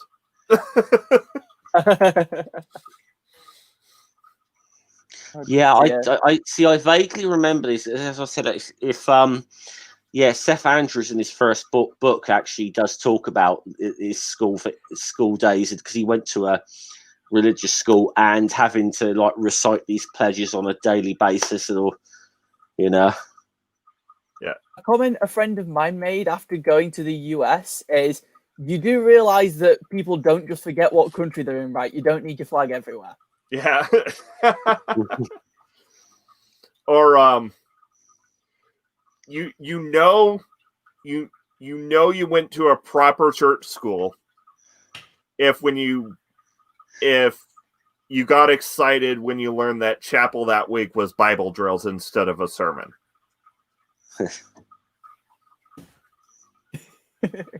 I really want to break Sam's head. When I was at school, Sam, Yeah. I've actually got an O level. Do you know what an O level is? I mean, I've got Oh my several, word! Now, Yes. I feel so O-level is much the old term for younger. GCSE. but- I feel so much younger.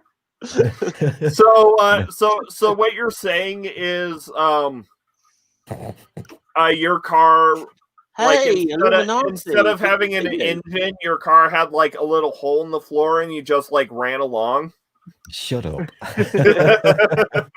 So yes, what's now GCSEs? Yeah, Yeah. they were being invented when I was at school. I've got my radio on. Shit, Well, there sorry. was the GCE, wasn't there, in between like the O level and the GCSE? Yeah. Yeah. There was actually Geez.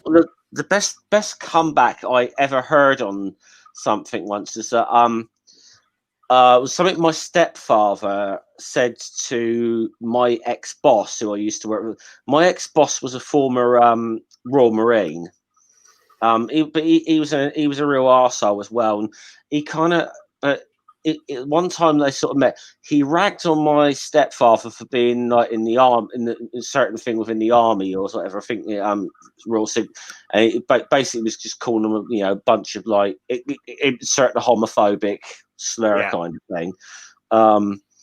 And he was just sort of saying yeah, and he sort of said something like, I got a mate who's still in the Royal Marines. He's just been made a major, and my stepfather's response to that was, "Wow, a major?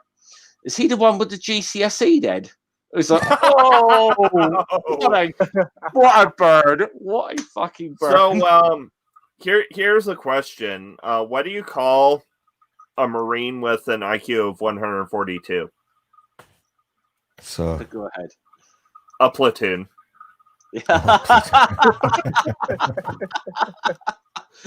Oh dear.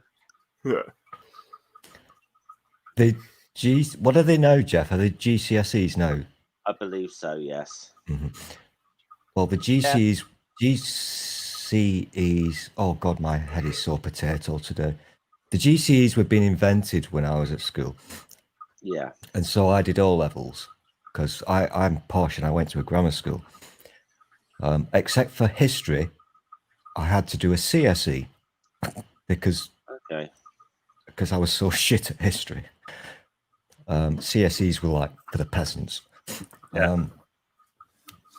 Well, this is what I found out. I will say this is what I found out about the science qualification that I got from school, because I didn't do GCSE science. I do not have even a passing grade in GCSE at science, because I was in something called pre-vocational studies, which is pretty much where they just put the kids with either learning disabilities or who were a bit unruly at school, and so I was kicked into that group.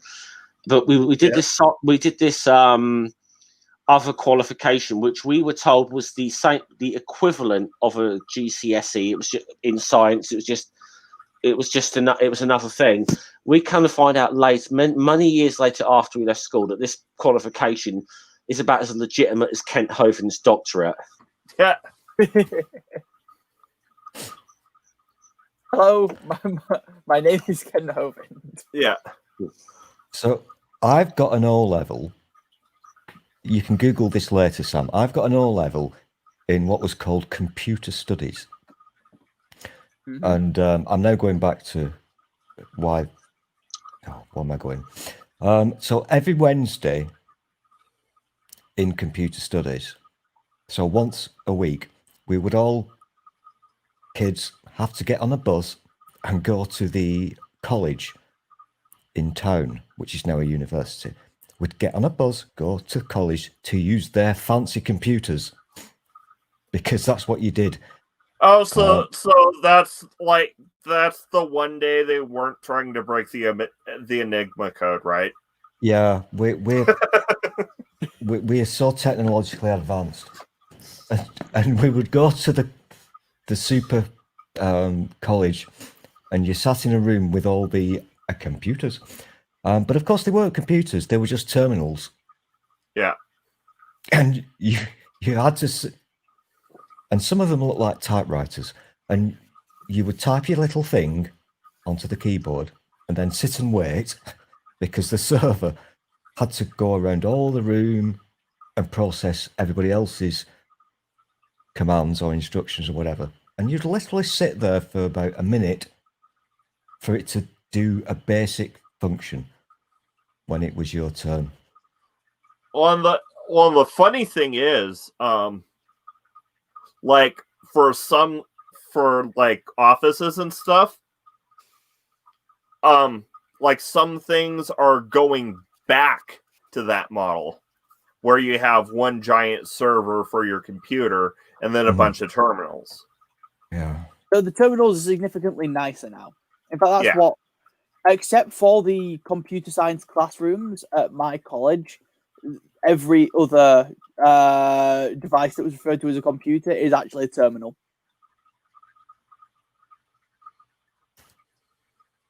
And even then, the computers in the computer science rooms, in reality, were just used as terminals, despite the fact that they were a full computer. I remember when we walked into this room with all the fancy computers, if you were lucky, you got one that had a screen. Because half of them had paper. They were like a printer with a keyboard. Yeah. This is a weird memory to just come back to me. I'd totally forgotten about that. and you would type something if you were one of the unlucky kids and you didn't get a terminal with a screen and you got one of the shit ones that had paper. You type your thing, sit for a minute, and then it would type on the piece of paper what you fucking typed.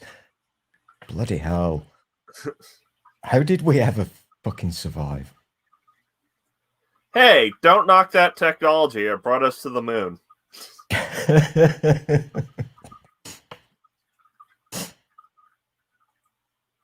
That was a weird memory to just resurface in my head. I don't know where that came from. Oh, I do actually remember. It's because I want to break Sam's head because he doesn't know what a fax is. Yeah, I hear a lot of references to fax machines, and I'd sort of worked out what their function was, like sending information, but I didn't know what a fax machine itself actually was. So, Sam, do you know what the function of a rubber duck is? To confuse gingers.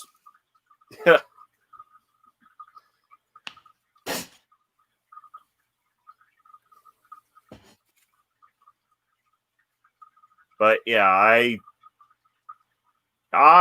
was born in 91, so I grew up through most of the 90s. I find I tend to share a lot more in common with 90s kids than with other 2000s kids. And David Worley, yes, it was. It's one of the few times where I'm not using the channel punching bag as a channel punching bag. This is fair. And of course, it's like very ironic, seeing as how I didn't read that series until I was 25. Yeah, I mean, I didn't get to read them until I was like, I think 14, 15. Yeah. Yay for sheltered upbringings. I know, right? The thing is that I was actually really into books despite this. And so same here. The librarian at my high school was really confused. Yeah. It was just like, what? How can you not know Harry Potter if you like reading as much as you clearly do? So, when I got to high school, our public high, I chose to go to a public high school. I cannot talk. Our high school had this thing where you had to do extracurricular reading and like take a test on the book you read, and to basically prove you've read it, and then you give the certificate to your teacher to prove that you did the extracurricular reading. By the time I had gotten into my senior year, all the English teachers knew how much of a reader I was. So it's like, yeah, you don't need to take the tests anymore. We know you read. See, I was in theory supposed to do something very similar to that, where I was supposed to keep a journal where I had to re-explain the plot of the book and answer certain questions about it and say what my favorite character was and why and shit. Yeah. I was supposed to do that once a week. And in reality, I was getting through more books than anyone else in my year, but never bothered. And that nearly got me in shit until the librarian was just like, no, listen, Sam sits in the library every fucking break time reading. Yeah. I missed this as a kid. I have never read those books. But it was really because I was in a relationship with someone for 6 years who loved those books, so I kind of feel I know a bit of the lore, but I still have this. By the way, I still have, because I was listening in. I still have this saved as a banner. JK. Yeah, I still very much prefer the other wizard named Harry. All right, yeah. I'm trying to remember. I mean, I suppose when I was a kid, when I was a young kid, it was just like Roald Dahl books. It was the But this is one of the things that I will give her some credit for with those books, that she actually got a lot of young people to start reading again. And I think, because I think it was when I was a teenager, it wasn't cool to be a reader, it's just I think she is one of the people who helped contribute to this whole thing of the idea of being a nerd being a bit more mainstream now, a bit. Yeah. Much as I dislike her, credit where credit's due. And I was going to make an embarrassing admission, but then I realized I'm 48 or 47, I think, right now. Yeah. Double check. Yeah, 47 subscribers away from my embarrassing stories stream, and I think that would be a better. I think that would be a better time for the admission I was going to make. That sounds excellent. Hey, you mentioned Roald Dahl. I thought that when you said Rubber Duck, I thought we were going CB, but I know that will just break Sam's head. I'm not going to try to explain CB to Sam. CB radio. Oh wow, that is going back. Breaker 19. Mercy sakes alive, looks like we got us a convoy. Oh, nice one. I love that film. Snowman, you got your ears on? I love that.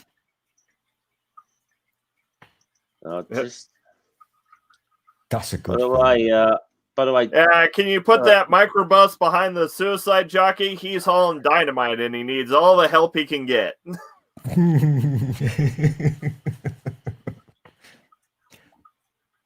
I find it really weird. Can you imagine what a fucked up world we live in? Because we're all sat here now using this. It's not that long ago since you had to do breaker. Yeah. here's another classic reference. Wrong film, Mark Caesar, but I do like this. Yeah. Right turn, Clyde. Just it was, I've had to explain to an incredible amount of my American friends what Punch and Judy is. oh, Yeah. You're talking the Renaissance era puppet show, right? Yeah. And because I grew up watching Punch and Judy. Like whenever there was a fair or the food festival was on or anything. And I've not seen one in bloody ages. I don't think we're allowed to anymore. Yeah. Not exactly the most PC thing, is it? Punch and Judy, you know? Yeah, No. because Punch was a bit of a what? He was a bit of a bastard. A bit of a bastard. Let's say that. Yeah. Yeah. Just putting it mildly. I find it really funny that like I was allowed to watch Punch and Judy and read Roald Dahl. Hi, Ramsey. Yeah. But I wasn't allowed to read Harry Potter, and reading C.S. Lewis was sketchy. Yeah. C.S. Lewis, a lot of that sort of very got Christian undertones, though, isn't it? C.S. Lewis. Yeah. C.S. Lewis is like the most Christian allegory this side of Pilgrim's Progress. Yeah, pretty much. Like I said when I was streaming with Sam a couple times ago. Oh, you're one of those. Yeah. Well, I remember my ex telling me, because she went to like a very she went to like a sort of private Christian school or whatever, and she always liked to she got in trouble in the lunchroom for when they played music for playing Striper, and she actually explained that they were a Christian band. And well, at least play some of their Christian music, and it was like, because I think she was playing "To Hell with the Devil" or something, you know. So, but yeah, I think my mum was probably more lenient than a lot of people in her church, in that I was allowed to listen to normal people music. Normal people music. Yeah, we were allowed to like listen to the radio and shit. For me, it was only contemporary Christian or classic rock. Yeah. And that's only because my dad was a classic rock DJ. See, I remember putting this in the chat actually. When I think actually this was on Dave Worley's channel actually, when he had Seth Andrews on, because I was like, because obviously he is he knows contemporary Christian music very well, because he was he was a DJ for a Christian station, wasn't he? For years. So he knows a lot about contemporary Christian music. I'd wager that I know, depending on the era, I might know as much as he does. But my grandpa owned a Christian bookstore / Christian music store. I see. One of my he's done some streams about CCM, but one question I was like, could I actually ask someone who knows about CCM this question? How the fuck is it that Striper have got for some reason have got a following amongst like secular metal fans, and I don't think they're that good of a band. Mark Caesar asked a question here. Was anyone discouraged from reading L. Ron Hubbard? Probably not, but I will definitely discourage anyone from that now. Honestly, I hadn't heard of him. I was discouraged from knowledge of other sects of Christianity, let alone other shit like that. Scientology, I didn't know until I was nearly 10 that non-Christians existed. Wow. I think if you're trying, I'd say if you were trying to get into, like, if you're researching Scientology or whatever, it may be worth reading just some of it, just to get an idea of what the guy's talking about, or read it like you're reading something from Hovind. Yeah, I mean, obviously, Scientology as a cult kind of fascinates me in a weird way. And I definitely think two of the favourite streams I've ever done are the two that I've had Chris Shelton on for, because I had him on for just a basic, a little bit about his life and his journey in and out, and the general kind of potpourri of Scientology. But then I also had him on with it was myself and Mama Atheist. We were talking about the Narconon, which is their drug rehab front program thing. That is a front for Scientology, where they just do some really horrible, evil shit. Yeah, Scientology is not like your usual cult. It's a very, very disgusting piece of filth. Dangerous. The one guy I've desperately been trying to get onto the channel, but I might try him again in the new year. But I really want to get Tony Ortega on, because if you read his book, he's covered Scientology as a reporter for like 20 years or so now, off and on. But the last few years, he's done it more or less full time, and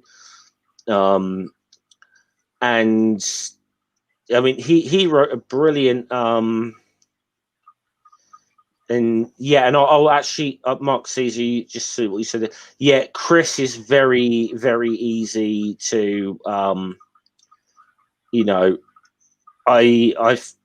he's first of all, he's probably the biggest name I've had on my channel, but he's very easy to talk to, and you just sit back and he just explains something so well. But yeah, Tony Ortega wrote a book about what Church of Scientology did to this journalist in the 70s called Paulette Cooper. And this is all true, but you struggle. You think this is the plot of some really far-fetched novel if you read it and you didn't know that this was true. But I mean, that she was one of the, wasn't necessarily the first, but one of the first people to write a book exposing the Church of Scientology. And they ran like a 15-year-long hate campaign against her afterwards, to the point that they actually tried to frame her on terrorism charges. Yeah, it sounds far-fetched, but that's a real thing that happened. And that's not even the worst thing that they've done. I mean, that church is an absolute disgusting piece of filth. So, a few days ago, I don't know if you saw it, but everybody was going, yay, Tom Cruise is standing up for, because he had a bit of a shouty thing with people on set who were not wearing their masks, face masks, COVID. Yeah. And I thought, you know what? This is not true, because I will bet you anything that Tom Cruise thinks that COVID is not a real thing. No, I will probably give you a counter to that. I think, bear in mind that the way Scientologists think that through the practices of their religion, they can overcome any illnesses. He probably thinks he could cure himself of COVID. Oh yeah. Using goddamn Scientology bollocks, which does not work.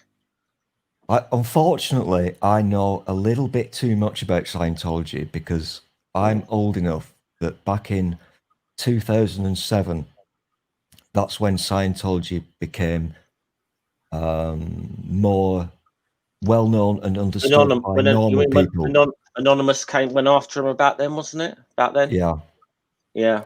And that's when they lost a lot of their power, because up until then, the media could not report on them because Scientology is such an evil cult and it's got so much money. If you said anything about them on the TV or whatever, they would take you to court and crucify you. Oh yeah, the media left them. The media, well, I mean, the last big lawsuit they were in was like before it was in the 1990s with Time magazine. And even though Time magazine eventually won the lawsuit, they pretty much spent so much money because Scientology kept them wrapped up in the courts for so much long. They spent so much money on lawyers' fees that it was like, this isn't worth writing about. Hey, Dick Dawson, good to see you, my friends. That's actually written down in the Bible, let's call it. That's one of L. Ron Hubbard's things. He said, the purpose of taking people I'm paraphrasing, the purpose of taking people to court is not to win, but it's basically to bankrupt them.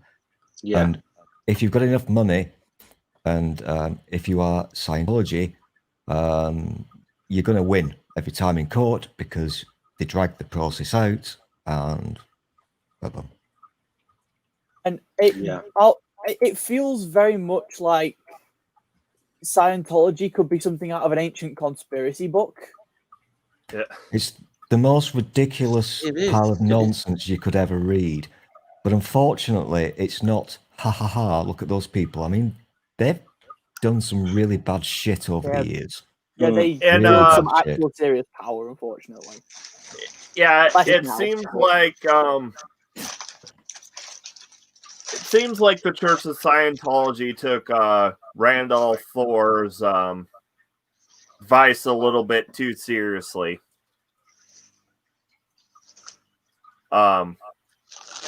Well, from what I gather, Hubbard actually kind of repackaged a lot of other people's ideas and sort of presented them as his own. But I did hear that. I can't. That sounds correct, honestly. Because to be fair, I'm pretty sure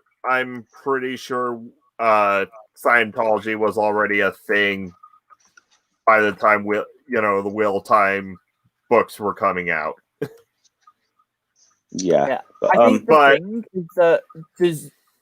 Oh yeah, because the first book didn't come out until 1990. Yeah. Oh yeah, well, Scientology was been about. I mean, Dianetics, the original book, come out in what was it, 1950 or something, something like that. 1956, I think. But one of my favorite quotes from Randolph Thor in Wheel of Time is when you have to deal with someone who's smarter than you, you sit down at the table, pretend like you're playing their game, then you get up and punch them as hard in the face as you can. That sounds very Hubbard, like that quote. That does. That sounds very Hubbard. But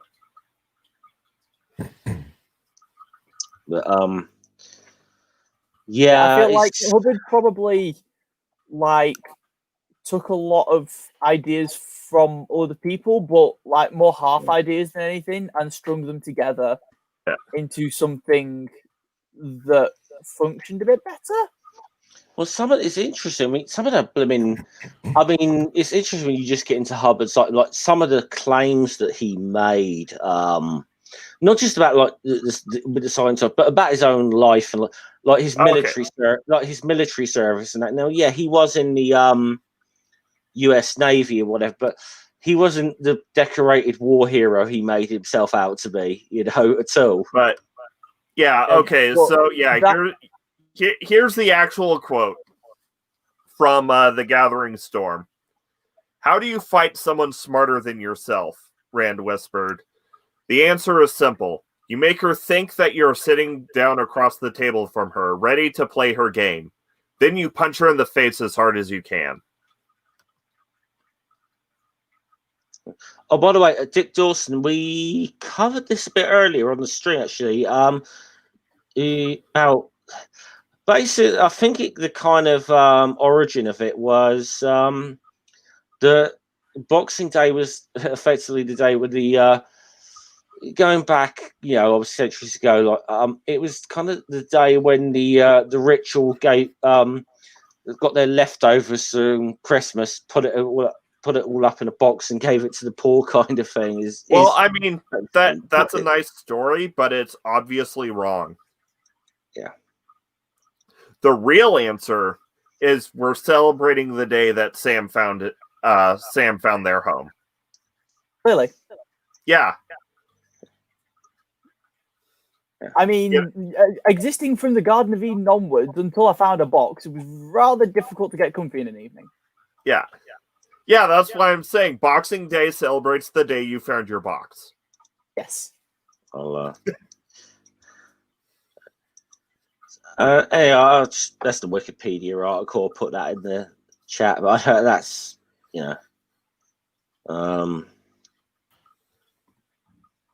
but yeah, there's a bit more detail in that, and there's a bit more sources you can go and.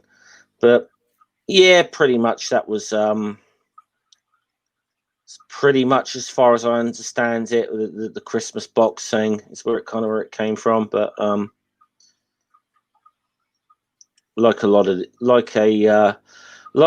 these things, though, I haven't really done too much research into the history of Boxing Day, although, like as I pointed out earlier about some of the, like we talked about at the beginning of the stream, a lot of the pagan origins of Christmas thing, we kind of have to be a little bit careful about some of the things we might make claims about on that, because some of them are, let's just say, in some cases the evidence is lacking. Let's just say that much.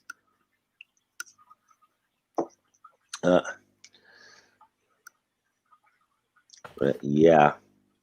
Jeff, have you got a bit of beer curtain going on at the moment?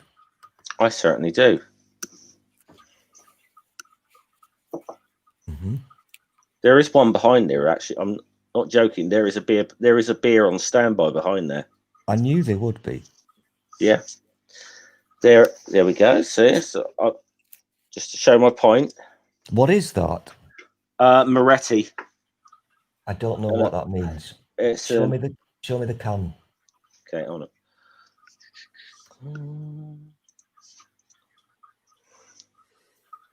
It's basically it's an Italian lager. It's similar to Peroni, I suppose. Ah, I do love Peroni. I call it green beer. Peroni is all right, but then again, I'm not a massive beer fan, so it's one of the better beers. See, I normally would be drinking Guinness this time of year, but even with like the draft flow widget thing they stick in the cans, it's not the same as it was out of the pubs. So I just can't drink Guinness. Canned Guinness. So it's like, that's the one thing I missed about the pubs this year. Is sitting down having a few pints of Guinness. Yeah, if you're having Guinness, it should be pulled. Mm. It is the Guinness is the nectar of the gods. I'm sorry. I will. That is a hill I will die on. Well, I mean, can it really be said to be nectar when it's not really made from any kind of, True. fruit juice? True.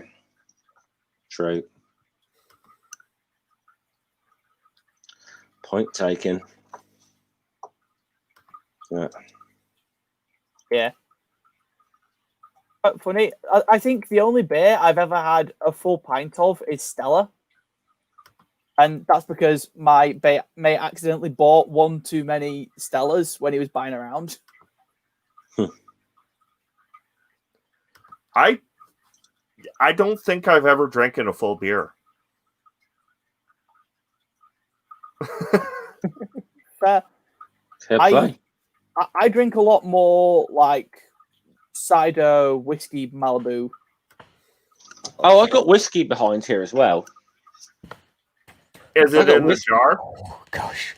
So hold on, let me put this. I got some. This is a Scotch. This is Old Pulteney single malt. Ooh, very nice. Wick. So there's not whiskey in the jar. It's Not in the bottle. In the bottle. I have a very nice single malt myself. And I will say, as Dick Dawson's in the chat, I got that single malt I was tucking well into the other night when I was on the iNetwork's Christmas Eve stream, and I got fairly messy on that by the time I jumped off the stream. So, a lot of fun. That was a lot of fun though, that stream. We have a lot Also, of fun on that. so since it is Boxing Day, the day to kind of recover from Christmas, for next year, if you want to listen to Christmas music, I highly recommend one of two albums by Trans-Siberian Orchestra. If you like instrumentals, I recommend Christmas Eve and Other Stories. If you like more vocal songs, I recommend The Lost Christmas Eve. This is partially random because ADHD, but Ring, are you familiar with the band Casting Crowns? Yes. Oh, sorry, I'm just gonna get a quick nicotine fix here. Yep. No worries. Because I don't know what or why, but a little while ago, some of the people at my mum's church had a bit of a row about playing Casting Crowns songs in church and whether or not that should be done.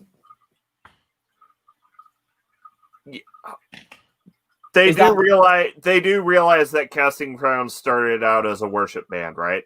Like as a church's worship band. Yeah, they I think they might is the thing, but I'm trying to remember what album they were arguing over, and I can't understand why. And I wondered if that was anything you would have any idea about. Life Song. It was about Life Song. Oh, Life Song. I don't think I've listened to the entire album, but I do remember hearing Life Song on the radio. And Life Song itself is pretty standard modern worship fare.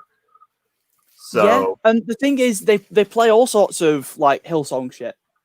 Yeah. So I don't understand why, but there was an argument about it, and now they don't play any Casting Crowns shit in their church anymore. Weird, because even like there's like some of like I'll admit, even in my current state, some of Casting Crowns early stuff is really good. Yeah, I mean, I'll be honest, I actually quite like the Life Song album. Like, that is my favorite of their albums. Yeah, and I still enjoy some of the tracks from that today. It just amuses me. Like like if you can get past, the overt proselytizing because it is written as Christian worship music, like Voice of Truth is really good. American Dream I used to really like. It's kind of died down a bit because it's the whole, Cats in the Cradle did it better. I think some Christian music is very good if you can get past the Christian bit. And Gramsci Life, I'm referring to the album Lost Christmas Eve. The song the song you asked about is the title track. But the entire song has a lot of good Christmas music, and a lot of the vocal songs are really, really well written. Particularly The Lost Christmas Eve, Christmas in Blue, and What is Christmas?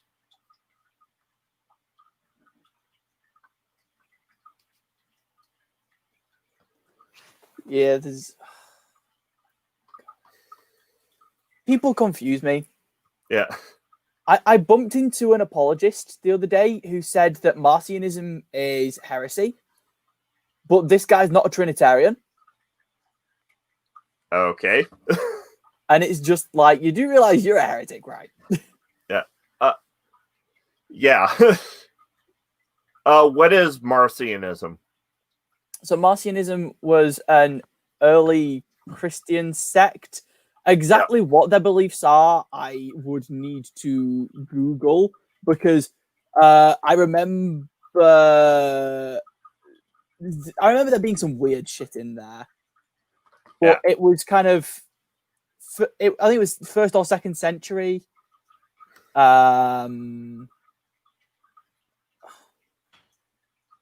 What was it? It was.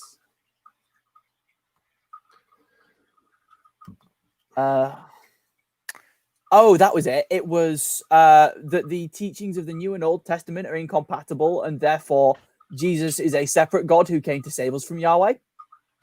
Oh, so sounds like it might have branched off from like Gnosticism. Yeah, I think so, and I could be wrong, so don't quote me on that. But I think that was what it was. Also, sounds like they might have had the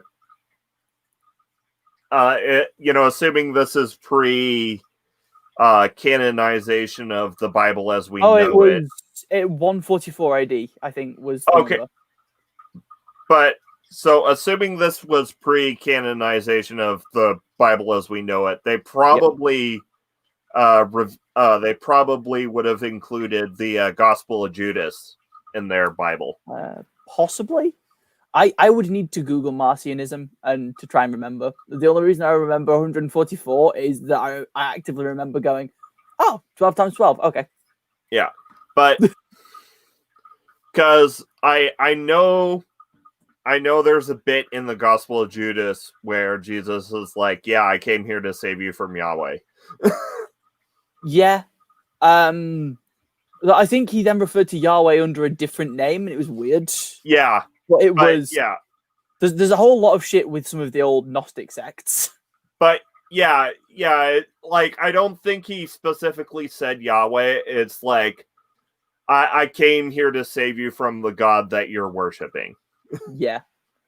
Oh, see, it amuses me to be like, if I note something that is heretical that they believe, I can just go, what do you think of Marcionism? And I can explain it to them, and they'll go, heresy. And they'll be like, right, but so's this. Yeah.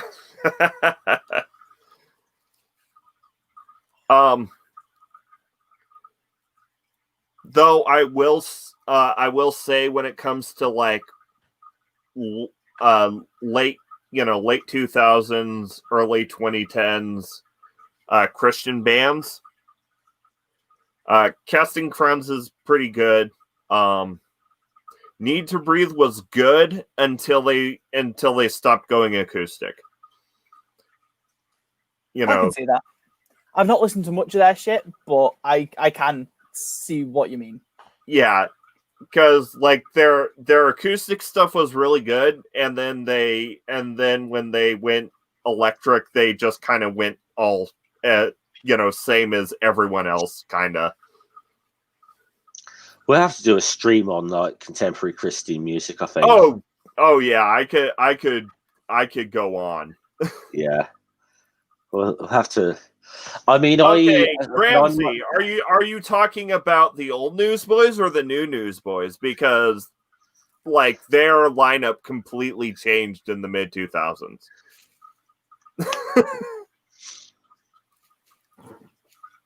I've actually seen the Newsboys in concert too. I think if we do that, I've got to try and reach out to Seth Andrews and see if I can get. I mean, he'd be a massive guest, but if we're going to talk contemporary Christian music, he is the guy I think to talk to. That would be an excellent stream. With his background of formerly being a DJ for a Christian radio station back in the 90s. Because he actually talks about like some of the stuff he'd play during the day, like they play like Leslie Phillips, stuff like that. But then at night it'd be things like Bloodgood and Striper at the night. So they put the heavy stuff on there. Yeah. I think the heaviest stuff, the heaviest Christian stuff I listened to was Skillet and 1,000 Foot Crutch. Oh, if you come across any Christian black metal groups, that's an interesting. Oh, I have seen a couple. That is interesting. I've Yeah. seen a couple of Christian black metal groups, but only recently have I been able to stand the sound of black metal because I love black. I of love processing. black metal. I love it. liked the old Newsboys. I don't think they really did it. I don't think they released any new songs after the lineup changed, but I might be wrong about that. But if I do remember correctly, it felt like they lost a little bit of their oomph when the lineup changed. Well, this to sort of show you I said about me and black metal. Look, I'm wearing a Behemoth t-shirt right now, which is got a picture of a burning church on the front of it. So, Christian black metal sitting on the surface of it just seems like such an oxymoron, you know. But it exists. Yeah, metal spawned from the same sort of stuff as punk culture, where it was like defying the status quo. So Christians defying the status quo does seem a bit weird. Well, I'd say, metal. Metal, I'd say, was around before punk in a way. I mean, because I'd sort of say Black Sabbath and that, which I would definitely call a metal band. They were definitely around before the punk era. But there was but if you look, especially with a lot of the black metal stuff and whatever, you can see the punk influences in bands like Venom or Bathory, but they kind of follow the same lines a lot of the time. But it seems to me that when a Christian group pulls from a musical genre that is counterculture, or aggressively counterculture, like say punk or metal, they get more aggressively Christian. Oh yeah, like for instance, DC Talk. Yeah. The only thing I've found more aggressively Christian than Christian black metal is Christian children's songs. Yeah.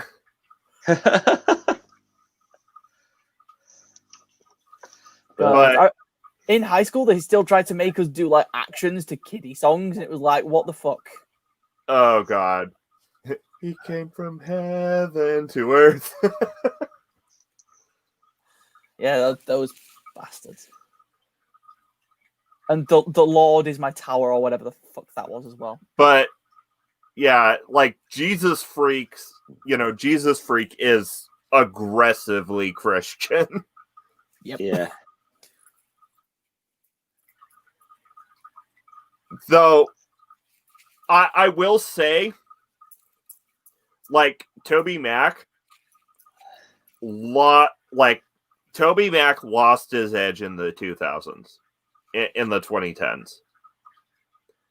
Because if you like listen to his stuff with DC Talk, where yes, it's aggressively Christian, and even like his early solo stuff, it's still good. I mean, it may be aggressively Christian, but it's still good. But then you get to the early, to the 2010s, and you got like City on Our Knees, and it's just like a bland, poppy, hip hop-ish kind of jam about Jesus. Yeah, I mean, my mum was a bit of a Matt Redman fan, so I was listening to that sort of shit growing up. Yeah. Which is relatively gentle. Yeah. Yeah. I mean, obviously, as I said, because I'm massive into black metal, but I realize black metal is such an acquired taste. It really is an acquired taste. Yeah. I'll be honest, I acquired a bit of that taste working in a kitchen for 3 or 6 months, or however long it was. Yeah. It basically, my rule of thumb when it comes to metal is, if it sounds like you're trying to destroy your vocal cords by singing it, I generally don't like it. Yeah. I'm more classic / symphonic metal in my tastes. Yeah. I do think black metal has been able to incorporate a bit more symphonic kind of influences and stuff into it. But I think it allows itself to be bit more open to stuff than say something like death metal, for example, which is just balls to the wall kind of stuff. I mean, I like death metal, but I liked bands like Cannibal Corpse, Deus Ex, those sort of bands, but it got a little bit boring after it. Kind of got into. I think it kind of painted itself into a corner that black metal has been able to be a little bit more expansive on stuff. But so I just thought of an exception that maybe proves the rule of like generally like the more counterculture a band lifts from, the more aggressively Christian their music is.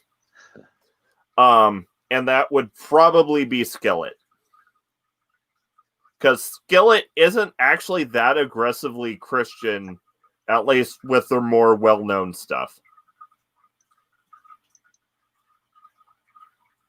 That makes sense. Yeah, because I'm going through the lyrics of Monster in my head, and it's not, and it could very well pass for a secular song.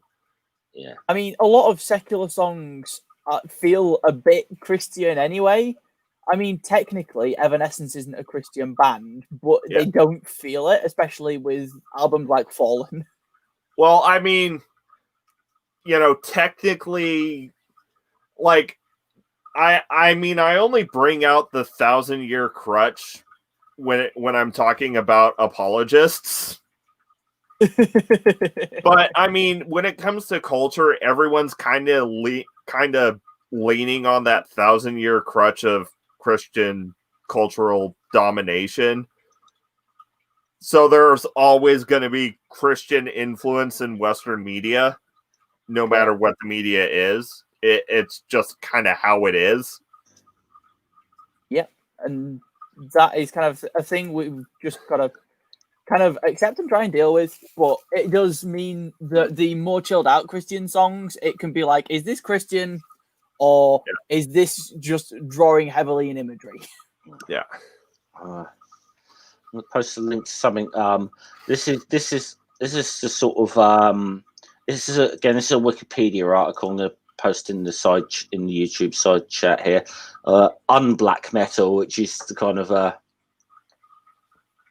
bit of the sort of Christian rock to the whole black metal music of because obviously black metal it very much a lot of the big themes are things like Satanism and stuff.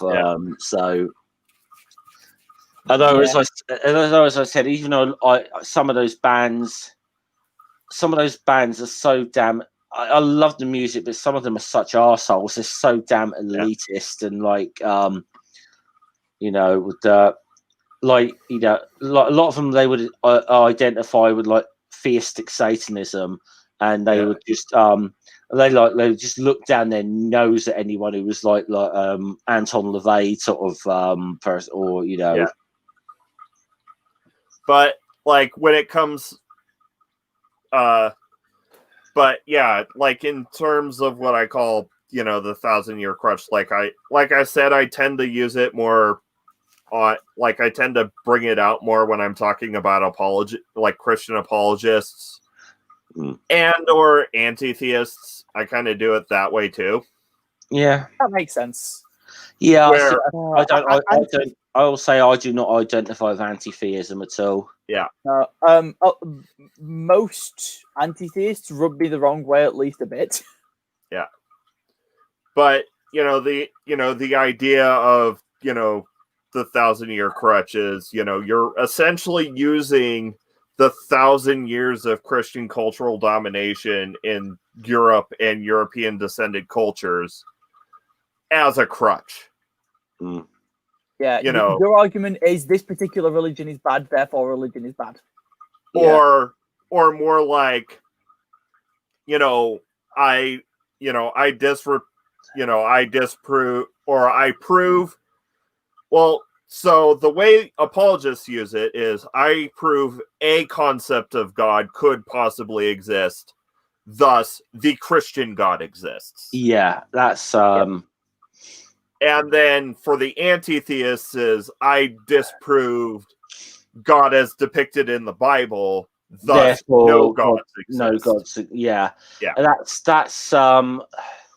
yeah. Because this is the thing. I have noticed that trend with people who call it anti-theists or whatever. It when you really get into them, you start talking to them about like non-Abrahamic religions. A lot of them seem lost, and Oh, they will go back to they will go back to Abrahamic traditions, and so on with their arguments. I have noticed that, and so I said that's why I couldn't really identify with anti-theism. Though I'm an atheist, I can't identify with anti-theism at all. I mean, I think a lot of anti-theists are probably somewhat similar to this, but John, the Godless Engineer, because he's anti-theist, isn't he? I spoke to him, and he said that he thought that the ancient Greeks were all mythic literalists. Yeah. What? What? And his view is every religion has always been mythic literalists. And I tried to tell him that just feels ridiculous. And he asked me if I could provide him a source to prove that wrong. Just on the surface of that seems really. I mean, obviously I'd have to see. I don't know the details of his argument, but just on the surface of that seems a really strange argument. It wasn't an argument, though. I told him, but I don't believe a physical person called Thor exists. And he was like, "But what do you mean? Yeah. How can you not? That's what religion is."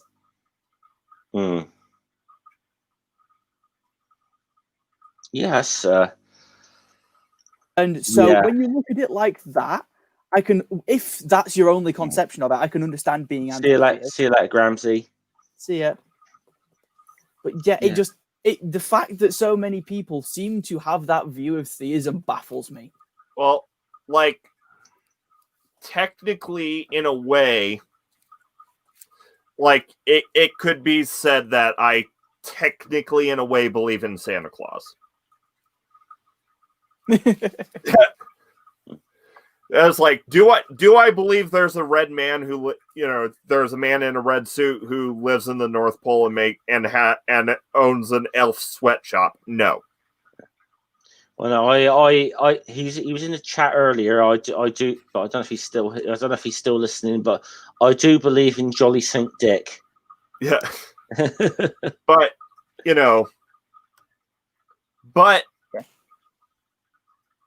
I do believe in like Santa as like the anthropomorphization of the spirit of holiday giving, of holiday generosity. Yeah. See, I get a lot of people who go, "Well, Saint Nicholas existed," and I'm agnostic on whether or not he did, because there is some evidence to suggest he did, and some evidence to suggest that it was a made-up character and a nice story, and then it was linked to various different pagan traditions, including Odin. See, this is the one I find, because this is what I do want to have a talk to someone about, because Jesus mythicism is something that from a historic. I find it maybe interesting from a historical point of view, but I think it's also, I think there's a lot of flaws with it, and I'm a bit different from a lot of atheists. I don't have a dog in that fight. I really don't have a dog in that fight. It doesn't matter. Yeah, to me, it's like, other than a historical curiosity, I do not have a dog in the fight of whether Jesus was a real historical figure or a mythical figure. I mean, majority of academia will tend towards a historical Jesus, and I'm of the opinion, could a lot of the things be based on someone or several people that were, and I mean, absolutely, and an apocalyptic preacher in first century Judea is not the most extraordinary of claims. Exactly. It's really not. It's like, Yeah. I will grant you Jesus existed. I will just not grant you the rest of it. Yeah. You know, Big I Ramsey. haven't had a chance to do this because I haven't really argued like I really haven't argued like resurrection or Jesus miracles with anyone. I mean, I will say I mean some of the books I've read on mythicism, some are better than others. Carrier's book is one of the better ones, although I still think there's a lot of things in that I can't get behind. But so a lot of the stuff is pure conspiracy theory nonsense. I mean, I was recommended a book called Caesar's Messiah. The I think it was one of the worst fucking investments I ever made in my fucking life was trying to read that, because it's like, this is just pure out conspiracy theory bollocks. It uses the same cross-referencing Bible passages that pastors use in sermons. Yeah. Because I'm familiar-ish with that book. And it was cross-references and it was bloody numerology and all sorts of shit. And it was like, come on. But so here's like I said, I haven't had a chance to use it yet. But here's what I'd like to try against an apologist, defending like the historicity of the resurrection. I'd like to bring up the secret histories, or the secret history of Justinian. Okay. So, are either of you aware of what the secret history is? I've heard repeated reference to it and keep going. I should read it. Heard of it, but you might have to enlighten me a little bit here, Ring. Okay, so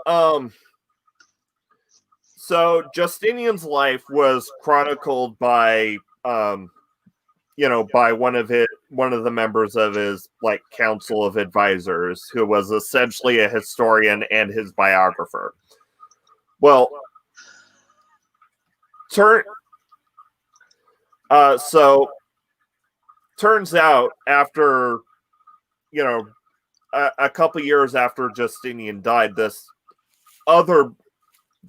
secret history of Justinian, which is supposedly authored by the same person who wrote his official biography, surfaced. And it alleges that Justinian was a headless devil who would walk around the palace at night without his head. Like crazy, like a bunch of crazy, evil, supernatural claims. That's great. So I'm like, okay, so you're basing the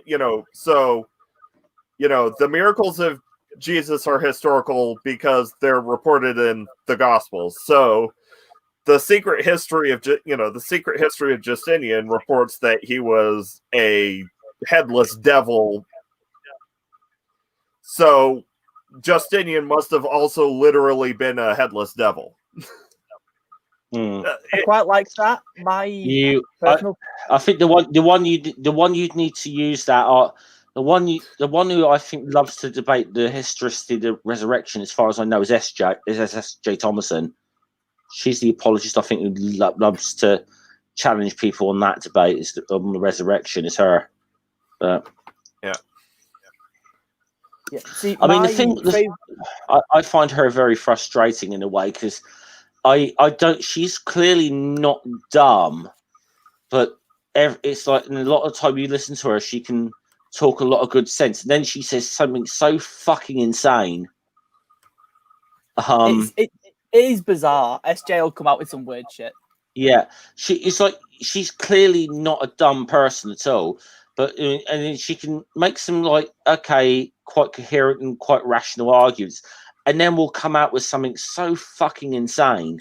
I think the thing is that she skims over certain things that she believes and doesn't want to examine necessarily. Yeah. My favorite thing to do is to ask, is to tell them up front, I'm a polytheist, and ask any street preacher, apologist, whatever, how do you justify your God in a way that does not justify mine?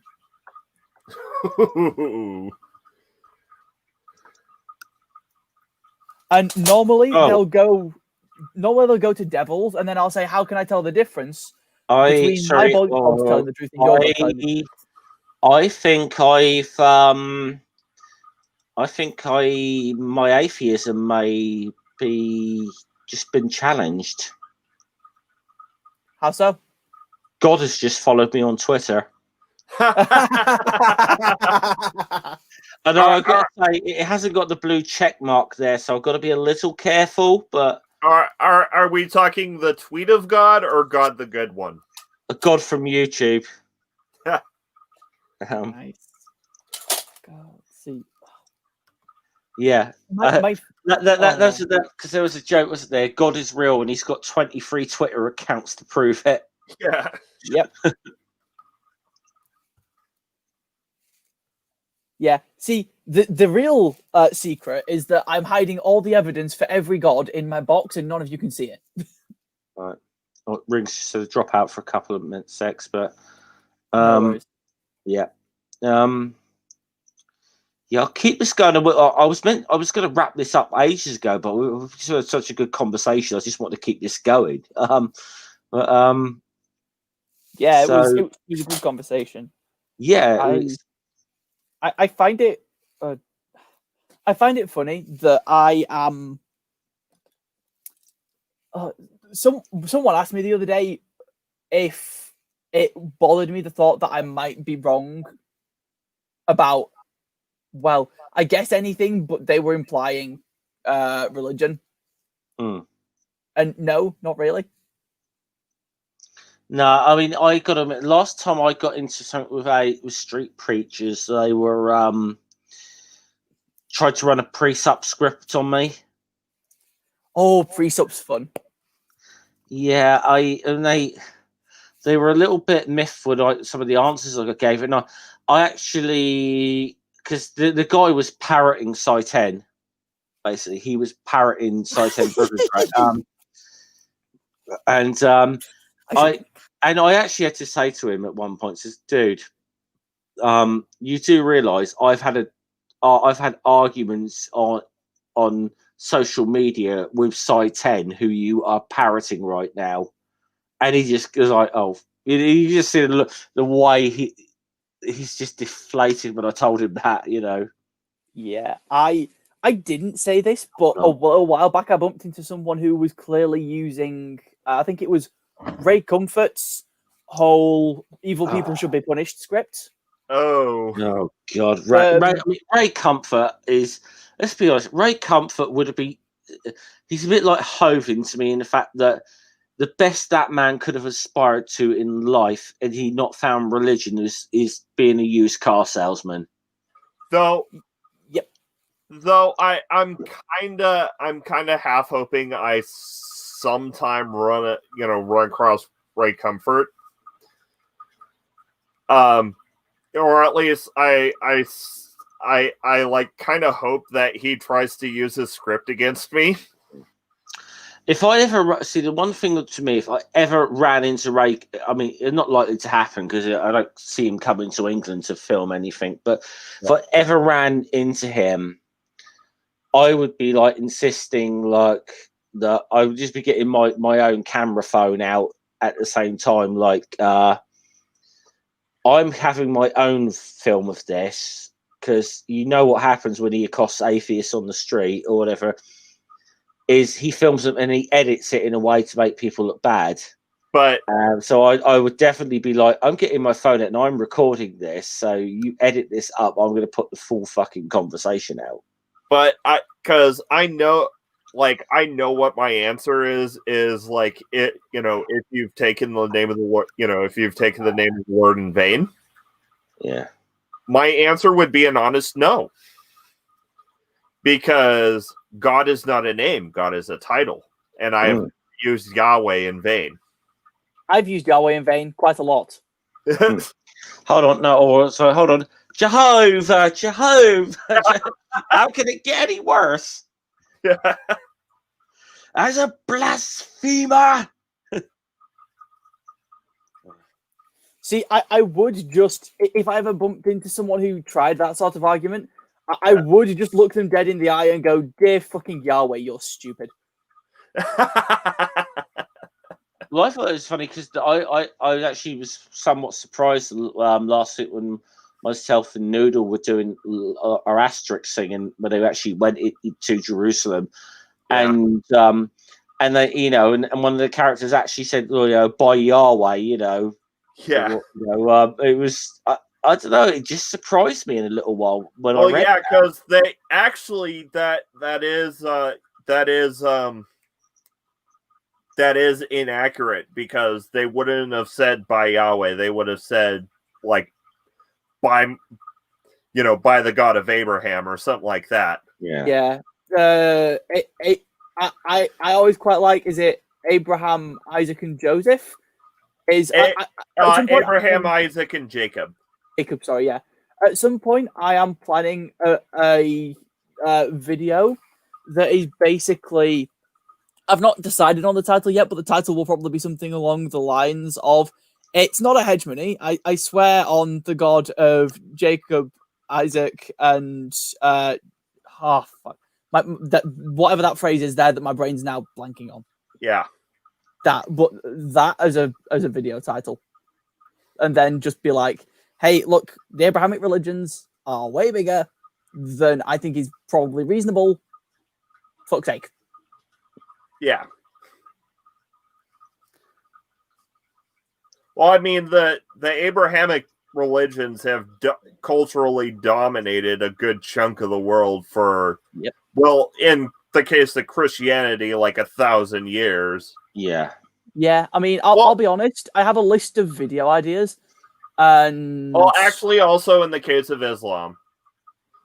Fair. Yeah. I mean, obviously, you know, also Islam's about 600 odd years younger than Christianity. Is it 632? Isn't it something?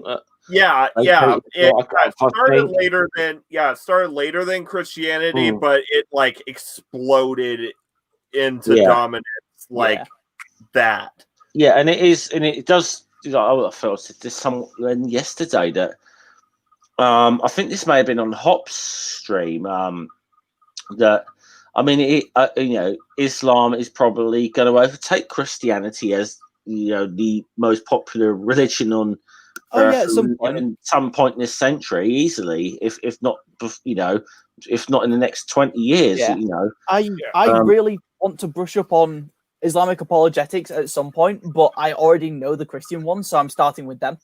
Well, the argument, because Sam, I think you were in the stream, I think, or you were for a while. I don't know, but the thing was, because we had a look at, you know, we had a conversation about state churches and so on.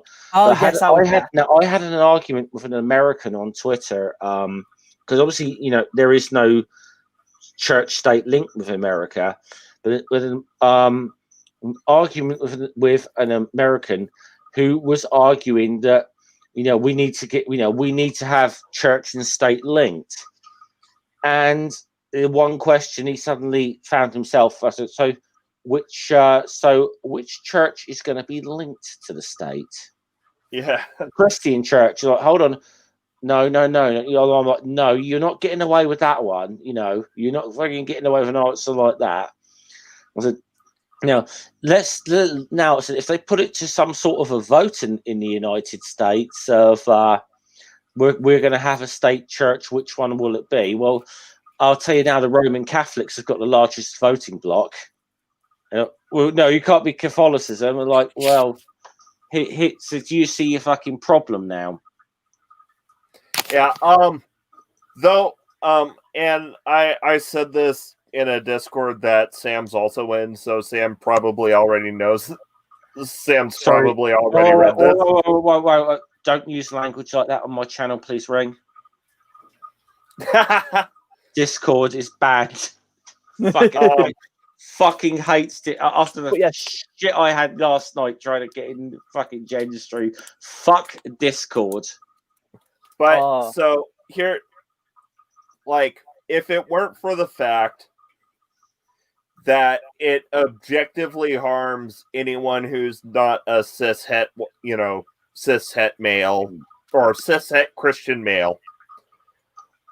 I'd love to see a Christian theocracy in the United States just so I can watch them tear each other apart.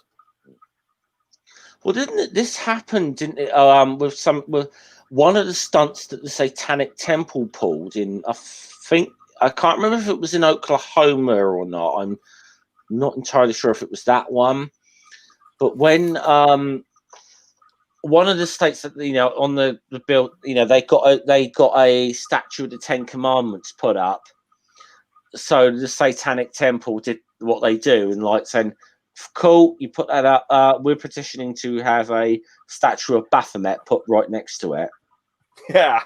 Which they could do on, because they set the precedent here, or you allow it for one, you've got to, and then all of a sudden, and apparently then you had a Hindu group wanted to put a statue, and the Pastafarians wanted to get a flying spaghetti monster one up as well. Yeah. But, one person does it, everyone's like, fuck it. The Satanic Temple kind of got their way, and then they actually got to open like a session of the state senate or whatever with a satanic prayer, and it was met by loads of Christians coming together to protest against the common enemy. Here's the problem: they were all from different denominations. They all started fucking fighting amongst themselves outside whilst they were supposed to be protesting against the Satanists. They were it was like you probably had like Baptists and Pentecostals and the evangelicals and Roman Catholics. They all started fighting amongst themselves. It's hilarious. Yeah, there's a fun fact. There's only one state in the U.S. that was founded to flee religious persecution. I don't know which one that is. I'd guess at Texas, but I don't actually know. No, and it would be Texas. Yeah, it wouldn't. Okay, here's a clue. It was one of the 13 colonies. I don't know what the 13 colonies were. We don't learn this shit. Well, the 13 would have been. I was trying to think. Well, obviously, would have been Massachusetts, Virginia. It would have been the ones that basically look at the eastern seaboard minus sort of Florida and Louisiana. Louisiana, yeah, pretty.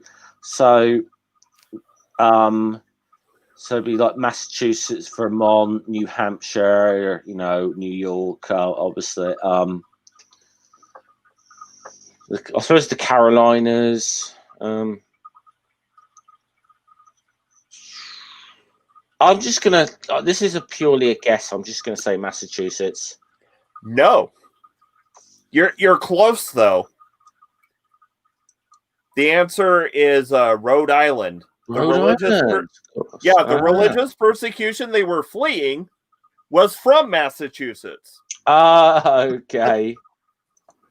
Yeah, because Massachusetts was a Puritan theocratic state. Yeah. Massachusetts was set up as a Puritan theocracy. Yeah. Well, I remember when I talked about like a lot of the different religious groups that left Europe and mainly the UK to set up colonies, because it wasn't just pure. There was all different little. There was a load of different little new religious sects. But yeah, all the other ones were either land grants, company endeavors, or in the case of Georgia, penal colonies. Well, the one at the time, I mean, it was comedian Rob Newman actually does a good little routine about this in one of his old shows. But it was the Anabaptists at the time who had a sort of view of Christianity with well, worth to say, one of the things they preached was that there should be a community of goods, and that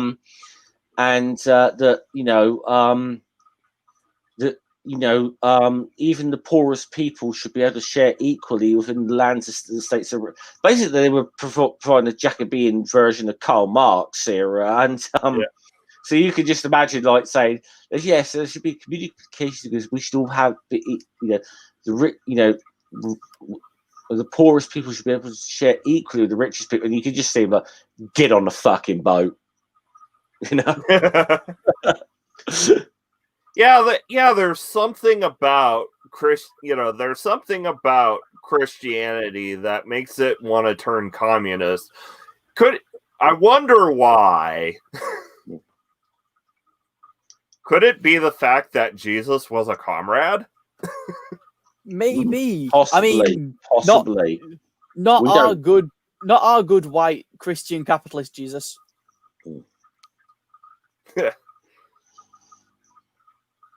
Oh, I just can't find anything about I couldn't, unfortunately, I couldn't find anything in the Bible saying that the emancipation of the proletariat is the act of the proletariat or anything like that. So, you're obviously not reading the New Revolutionary Version. Yeah, I think we ought to do that. Yeah, the New Revolution. I find it really funny that a lot of Christians can read the bit of the Bible that says the person who gives a penny if they're poor is given more than a rich person who gave like a field or something. It amuses me that they're then still capitalists. Yeah. Jesus did his whole give up everything and follow me shtick, and they went, make everyone pay us stuff so that we can follow you. Yeah. Well, nowadays it's give up everything to me, then follow me. This is a different nowadays. I will, though. In semi-related news, I still haven't been blocked by Pastor Locke. Yeah, you'll get that. That's our. Okay, see, I think he's been muted for a while, but I think the man who would probably achieve that challenge, if he set his mind to it first, would be Stu. He's been muted for a while, but I think if he set his mind to it, he would accomplish that challenge before any of us. Probably. Yeah. What do I have to do? Be the first one amongst us to get blocked by Pastor Greg Locke on Twitter. Oh, he blocked me on my original account. I was very proud of that. You've already won. Yeah, he blocked me but he won't block me on my new account. But do you know why? Because he's a cunt. And I hate that fucker. Because he loves the attention of being a cunt. He's a dirty, dirty cunt, he really is. Pardon my language. Yeah, mind your language still. It's fucking disgraceful. But does anyone want a couple of recent highlights from my attempts? Yeah. Yeah, come on, let's have a look. I tell you what, I think this could be a good note because we've been going we've been going over 3 hours now. This could be a good thing to wrap the stream up on. I think let's have as a closer. I think let's have a look at some of Ring's attempts to get blocked. Okay, I've got to zoom because the way screen share works. Yeah, I'll put it full screen when you're on. So, well, yeah, but damn it. Okay, hold on. Getting things set up. If I can get to my profile. Let's see. Okay.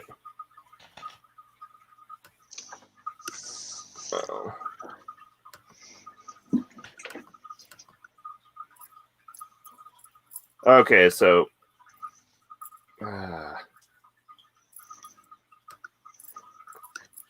Okay. And share screen. Okay. So where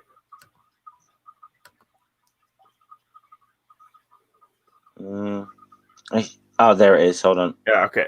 It's just showed up. It's just shown up now. Yep. So, okay, let me put that full screen if I can. So that's about as much as I can do with it. But yeah, so Pastor Locke tweeted, "No time to roll over. We must fight. We must not be silenced. Ordered my new book, This Means War." So I quote tweeted with, "Blessed are the peacemakers, for they shall be called the children of God." oh, look. Blessed are the cheesemakers. What's so special about them? Okay. Hold on. And Merry Christmas, America. Get ready to unpackage the beautiful gift of President Trump's second term. And I quote tweeted with, "Beware false prophets who come appearing as a comrade, but instead yearn to exploit your labor." Matthew 7:15. New revolutionary version. Words of comrade in red. Let's see. I think there's one more. Yep. Well, that alone. Come on. I mean, if that doesn't get you blocked alone, that GIF. Yeah.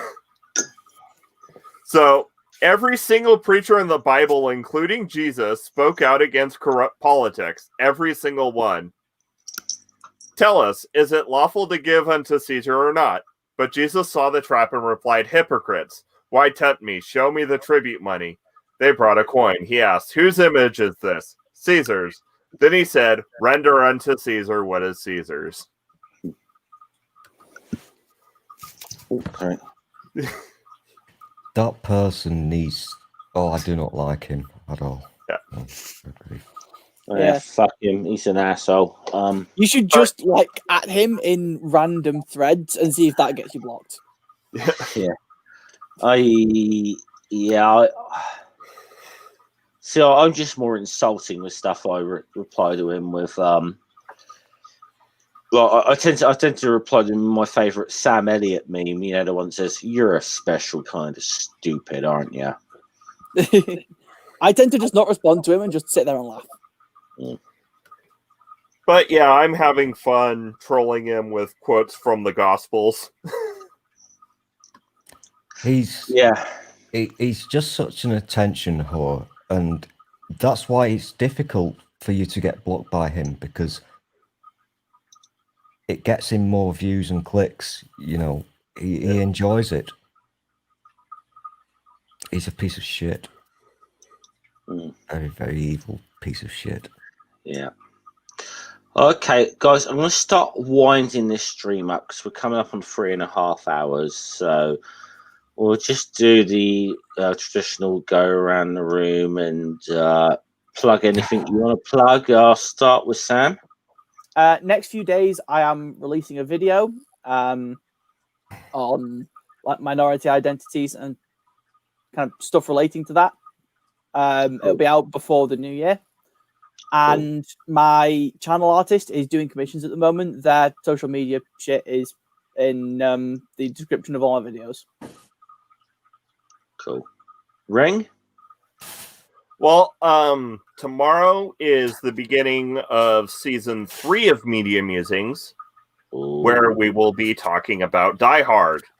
And now I have to come on to that. I have got... Hold on. Give me 2 secs. Give me 2 secs.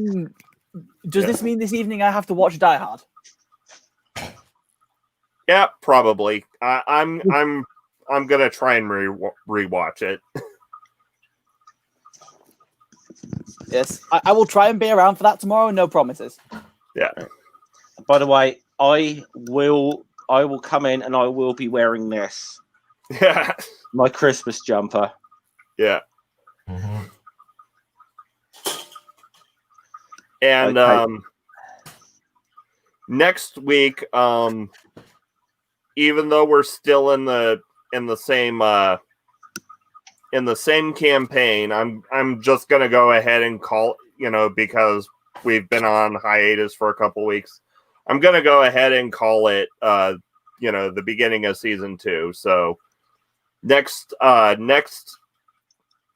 week on Saturday, if everyone can, if most of the players can make it, we will be starting season 2 of Secular D&D, where we will be continuing the campaign. And the party is about to encounter Curdlemac, the god of kobolds. And I'll just say, any of them watching right now to Ring's party that are playing in Secular D&D, get the fuck on with it and finish this campaign so that we can start this. So that this Kent Hovind related D&D campaign where they invade Dinosaur Adventureland can begin. You know what? I'm not making any promises, but I might do it for my birthday / April Fool's Day. Ooh, that'd be fun. Yeah. Okay. The Moon, Mr. Stool. Anything you want to plug, my friends? Or I know you don't normally, but No, I'm just happy that you didn't see what I just did because my I can imagine what you just did, but I'm not. I don't want to. My body and brain are not functioning today at all. I'm so tired and delicate, and I've just spilt custard all over myself. Oops. So yeah, I'm a dick. I'm gonna plug dicks. I wish I hadn't said that. You plug, well, Are you talking about the sporting goods store? I was gonna say Dick Dawson was in the chat earlier, so Well, if that's what you two want to get up to in your spare time, fair enough. Okay. Yeah, I'll just I will just do one shameless thing that I'll put in the live chat now. As I did say earlier, I do have a Patreon now, but I will say, give me some time with it. I am still trying to figure it out. So, but I do kind of feel like, as I said before, that if I am going to ask people to give me money for something, I do kind of want to give something in return for that. So,